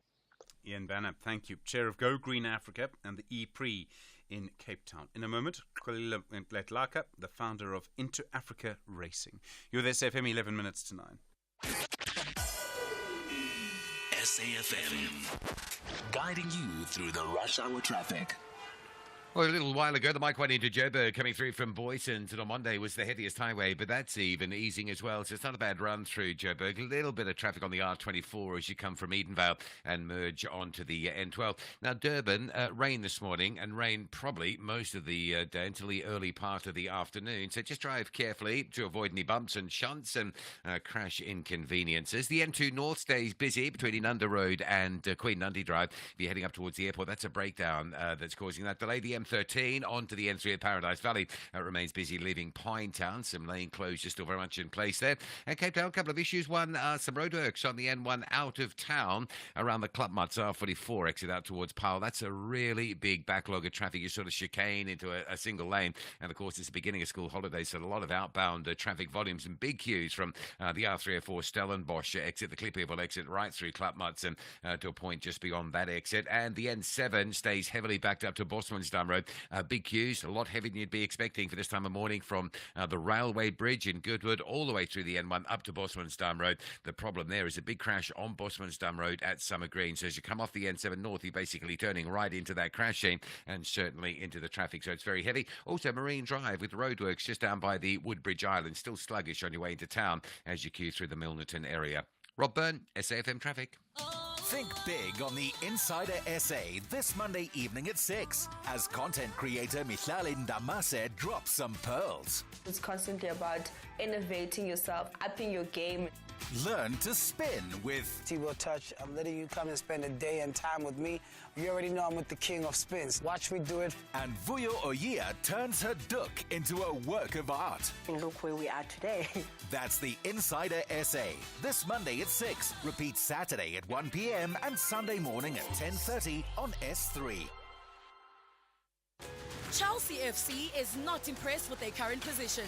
They want to ensure Sheffield United grabs nothing at Stamford Bridge. Raheem Sterling, the big dipper, Chelsea 11. Meanwhile, Sheffield United are also not comfortable in the danger zone. McBurney's header, and it drops into the far corner of the net. Who will enjoy the festive season with victory? The Blues or the Blades? This is the Premier League. Catch the exhilarating clash between Chelsea FC and Sheffield United FC on Saturday, 16 December at 4 p.m. live on S3. Also available on SABC Plus and SABCSport.com. Hashtag we love it here. Brought to you by SABC Sport. For the love of the game.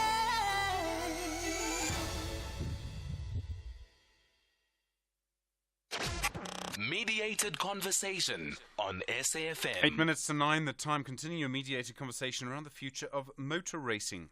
Kwalila Letlaka is the founder of Into Africa Racing and host of this weekend's race at Kyalami in conjunction with the Southern African Endurance Series. Kwalila, good morning. Thanks for your time. Hey, good morning, Stephen. How are you? I'm well, thanks. Thanks for having me. Sure. Why do you enjoy it so much? I mean, people talk about the roar of engines. They talk about the sort of close finish. They talk about the kind of spectacle of it. There is something about motor racing that people absolutely love. Motor racing is for me my passion. It's an individual sport when you are in the car, but it's a very much a team sport when you look at all the engineers, the mechanics, and everyone else that's involved.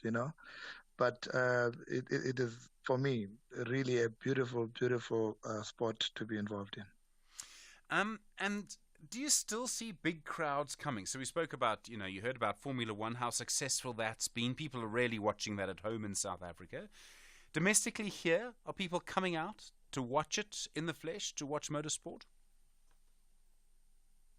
Not really, not really. This is part of being what my reason for being involved with SAES is to change the face of what we see now in terms of how we package motorsport in South Africa, how we get audience involved, and how we go fetch the audience that's predominantly not been there, right? So that is my biggest passion now in South Africa and motorsport is to introduce motorsport to a different audience. I mean, I was listening to your interview just now. There are these phenomenal things that are happening in motorsport. Guys are doing great with Formula E. Formula One has been doing well. But where are we as a society? Are we just spectators in this? How do we bring kids in to be active participants to make sure that they are part of this growing wave?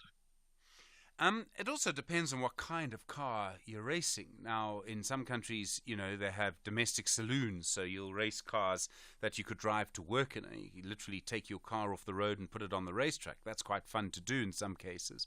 In other places, I've seen people driving and racing, the cabs of trucks, just the front part of a truck. What kind of, sort of thing works? What are we doing? What are you doing this weekend, for example? What kind of cars will you be racing? So this weekend, we were racing the South African 9-hour, the endurance series. That is the South African endurance series.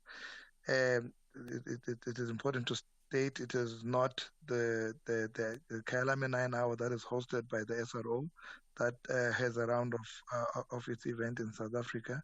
So this is the national championship that's happening this weekend. And you'll see it's a typical endurance race. You will have different cars. You'll have GT3 cars, which is what I race in the series. You will have Cobras. You'll have all sorts of cars. We've got about almost 50 cars that have entered in this race.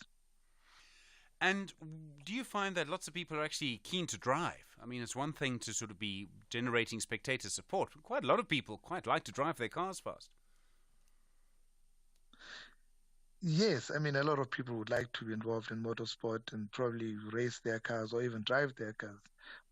But my biggest passion is to try and create motorsport in South Africa like it's been all over the world as a lifestyle where we could get spectators there to enjoy themselves and while being there really enjoy the cars on track, In this way, I think we would get more interest from the people. We'll actually get government to support motorsport. I feel right now government has not supported motorsport enough, in this country. And the future of the sport, do you think there's going to be any role for petrol engines in the future, or do you think it's all going to be electric cars and hybrids? Your guest was mentioning it, and I really agree with him.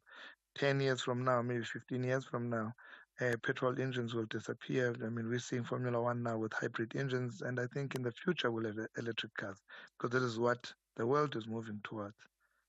But I am saying, when this growth is happening, he was mentioning, we were asking him about the future of Formula One coming to Africa. And he was saying, look, the draw card might be Lewis Hamilton, who's almost in the end of his career. We need to start participating. We need to bring motorsport to our communities and find new Lewis Hamiltons, new engineers, new fuel engineers, new people that can benefit from the sport, So that is my view. The other thing, of course, is to have places where people can race, whether you block off roads, whether you have fields or something where people can do certain racing. In other words, you can't ask people to come to you. You, in some cases, need to take the races to the people. And I know this has happened in some places. I agree with you 100%. Going back to government support, you have a track in South Africa that is called Pakisa. This track is probably the only track I know that where Valentino Rossi went and raced at in South Africa. If you go today and take a picture of that track, it's gone to ruin. We've been talking to Free State government to try and restore this track and preserve it because it means a lot for motorsport. You know, you've got a heritage track like East London track that no one has really done anything, to preserve it or even better it for the future. I agree with you. Sometimes you have to take this sport to the communities. I would like to see and put up a race next year where we race in Soweto, where we race in Mdantsane, where we race in any other community, where we introduce the gist of this sport. Because remember, if we do not appeal to the greater audience, we do not have the numbers, and corporates don't come. That is what we need to do, all of us, collectively. And I don't think we've done that enough yet. Thank you very much indeed. Kolile Letlaka is the founder of Inter Africa Racing and host of the weekend's race at Kyalami in partnership with the Southern African Endurance Series. My thanks also to Ian Banner, chair of Go Green Africa and the E-Prix in Cape Town. Starting us off today, Kelvin Watt, the head of Nielsen Sports for Africa and the Middle East. We'll be back tomorrow. We're thinking about what to do for SAFM Sunrise at my last half hour in air with you tomorrow from 8:30 to 9. We thought we would do your story of the year. So you might want to just sort of think a little bit about what your story of the year is for tomorrow. You'll be able to speak to us from 8:30 to 9 o'clock tomorrow and just what for you has been the most important thing this year. Until then, we will see you tomorrow from Mdu, Melissa, Stanza, and Paul, myself. Look after yourself. A lot more to come. Kathy is next. We will see you tomorrow from SAFM leading the conversation. It's 9 o'clock. Independent and impartial. This is SAFM News. Thank you, Stephen. In your top stories, SAPO business rescue practitioners give feedback on the process and calls for tighter regulations to combat fronting. This is SAFM News. A very good morning. I am Luyanda Maume. The business rescue practitioners responsible for rehabilitating the South African Post Office, SAPO, say the current agreement that the entity and its creditors have reached is likely to put SAPO on a sound financial footing. They say about 70% of SAPO creditors have voted in favor of business rescue, instead of allowing the liquidation process to ensue. One of the two business rescue practitioners, Anush Ruplal, says the consensus reached has paved way for all the creditors to receive 12% of what SAPO owes them. By effectively getting the compromise, the entity writes off those creditors. In other words, we'll pay the 12 cents and we get the benefit because we are now discharged from the remaining 88 cents. That's the compromise. Now, by effectively writing this back into the books, it'll put the post office into a solvent positioning. Yeah, and I think if I look here, we spoke about the property. The properties, we did get an independent company to value all the entire portfolio of the post office's property. It was sitting at about 2.2 billion, and that was last valued in about 5 years ago on the books. The Clothing Bargaining Council has called for tighter legislation in addressing the fronting practices that it says are undermining the country's labour laws. Officials from the council took part in the Employment and Labour Department's raid in KwaZulu-Natal yesterday.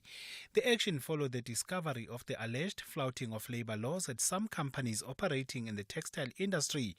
The council's designated agent, Israel Mtembu, says fronting is a crime. Clothing industry in these areas of Isitebe, Newcastle and other areas as well, it has been bloated up by cooperative companies that are fronting up, using our poor employees that are mothers, that are supporting their families. But when we look at the CIPRO documents, and we find their names that are appearing on the CIPRO documents, but when we interview these workers, they don't know anything about this thing. They don't even earn any share dividends in terms of being directors in terms of these companies. And in this particular company that we are in, this is one of the companies that has been giving us uphill battle in terms of access.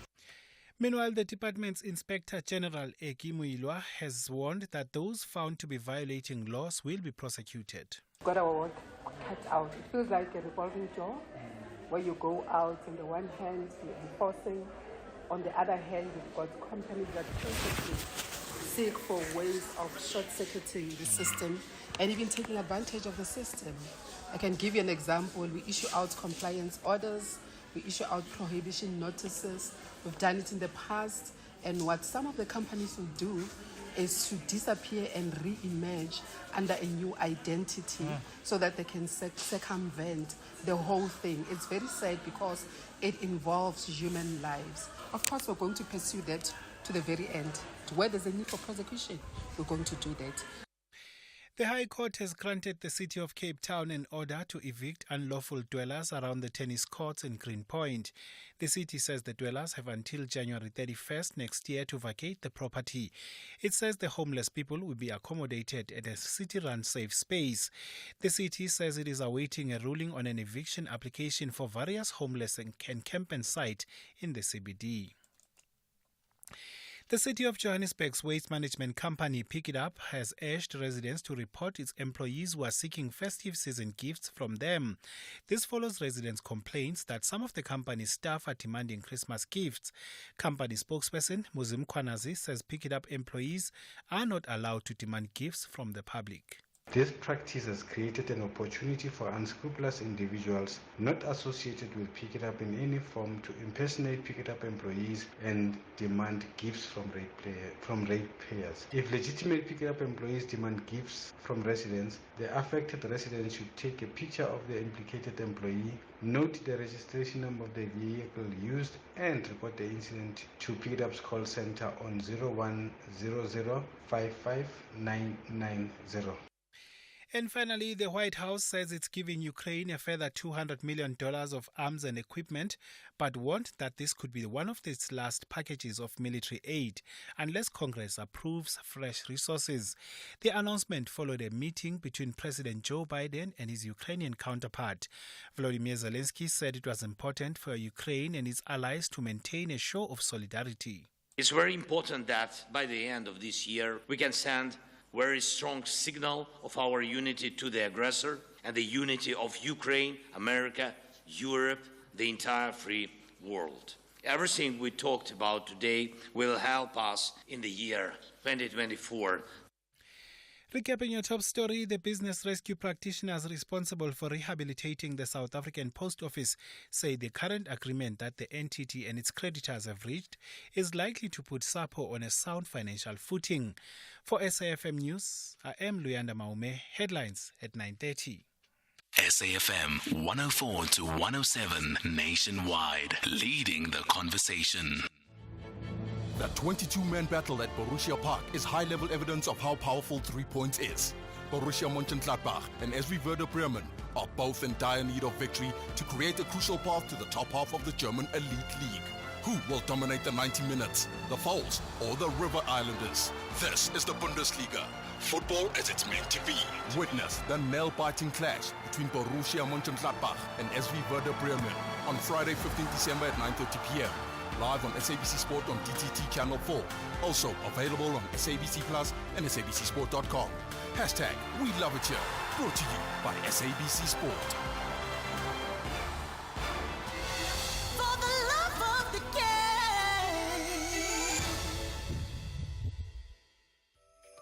SAFM is sharing the festive spirit by giving away 5,000 Rand to 10 lucky winners. To enter, SMS SAFM Festive, followed by your name and what the festive season means to you to 41391. And you could win. Tune in to SAFM throughout December and we could be calling you. SMSs are charged at R1.50. Free SMSs, free minutes and SMS bundles do not apply. Terms and conditions apply. Visit safm.co.za for more information.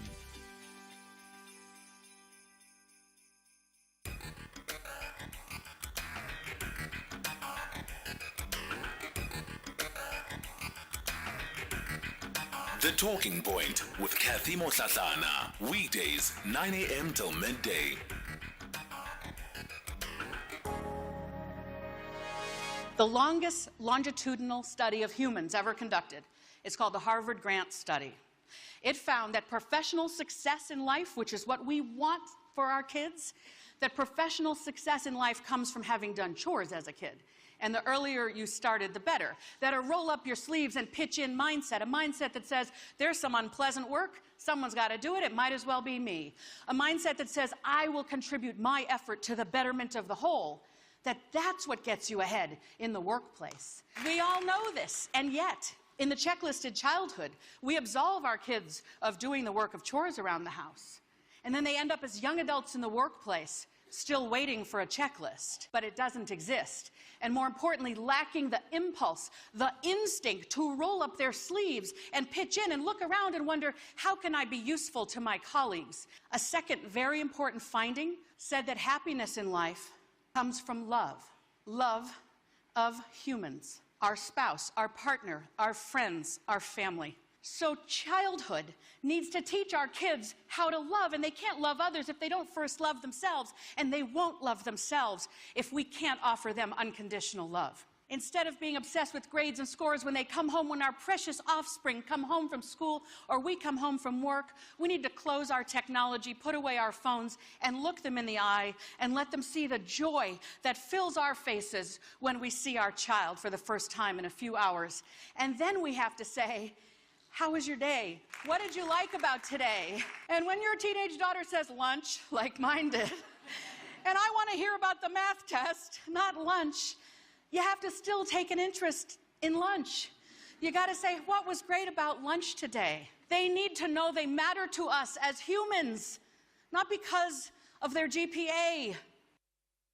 Julie Lithescott-Himes is the former Dean of Freshmen at Stanford University. It's 9 after 9 o'clock. Welcome to the Talking Point. I'm Kathy Mohlahlana. Geesh, where has the year gone, right? We're counting down to what is effectively going to be the end of the year. In just over 2 weeks' time, we'll be ushering in a brand new year, and unbelievable to be here at this time of the year, and really also grateful to still be able to be in your company as we wind things down. Well, coming up on the show, the year might be ending, but certainly we've still got plenty more for you as our SAFM family. We are going to be running the SAFM Festive Competition. We're giving away 5,000 Rand in cash to 10 lucky listeners, and you, of course, will be standing a chance to win a share of that cash prize. And I'll be giving you the competition details in a moment. I'm Kathy Mohlahlana. As always, I'm with you until midday. So coming up on the show, we'll kick it off with the open line. It is your national round table. I'm looking forward to taking your calls on 086 000 2032. That's 086 000 2032 on the WhatsApp voice note line 0614 104 107.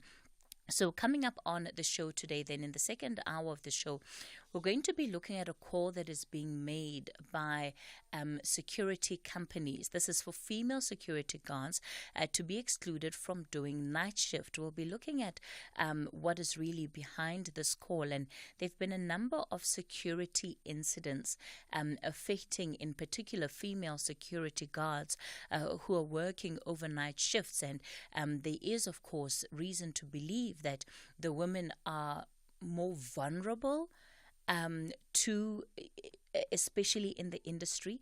So we'll be finding out exactly what is behind these calls, and in particular, what is happening in the health care sector that women are seen as being a bit more vulnerable than in other sectors where they do have 24-hour guarding services. So we'll take a look at that conversation with the Private Security Owners Association. We'll also have the nursing union, DENOSA, on the show to speak to us about the concerns they've picked up in the sector. And then the final hour of the show, we'll wrap it up with looking at our civic duty as citizens. How can we play a pivotal role, in particular, in upholding our democracy? How can we get involved? How can we safeguard our democracy? And we'll be having a conversation with somebody who's really been, crucial in this space. I think his work speaks for itself, and that's Mark Hayward. He'll be joining us in the final hour of the show, reminding us of the rights and responsibilities, right? Because we do have so many rights under democracy, but those are equally accompanied by responsibilities that we need to take seriously if we're to ever fully see the full fruit and dividends of this democracy. So that's the conversation we'll have in the final hour of the show. And then we'll wrap up the show announcing one lucky winner. So here are the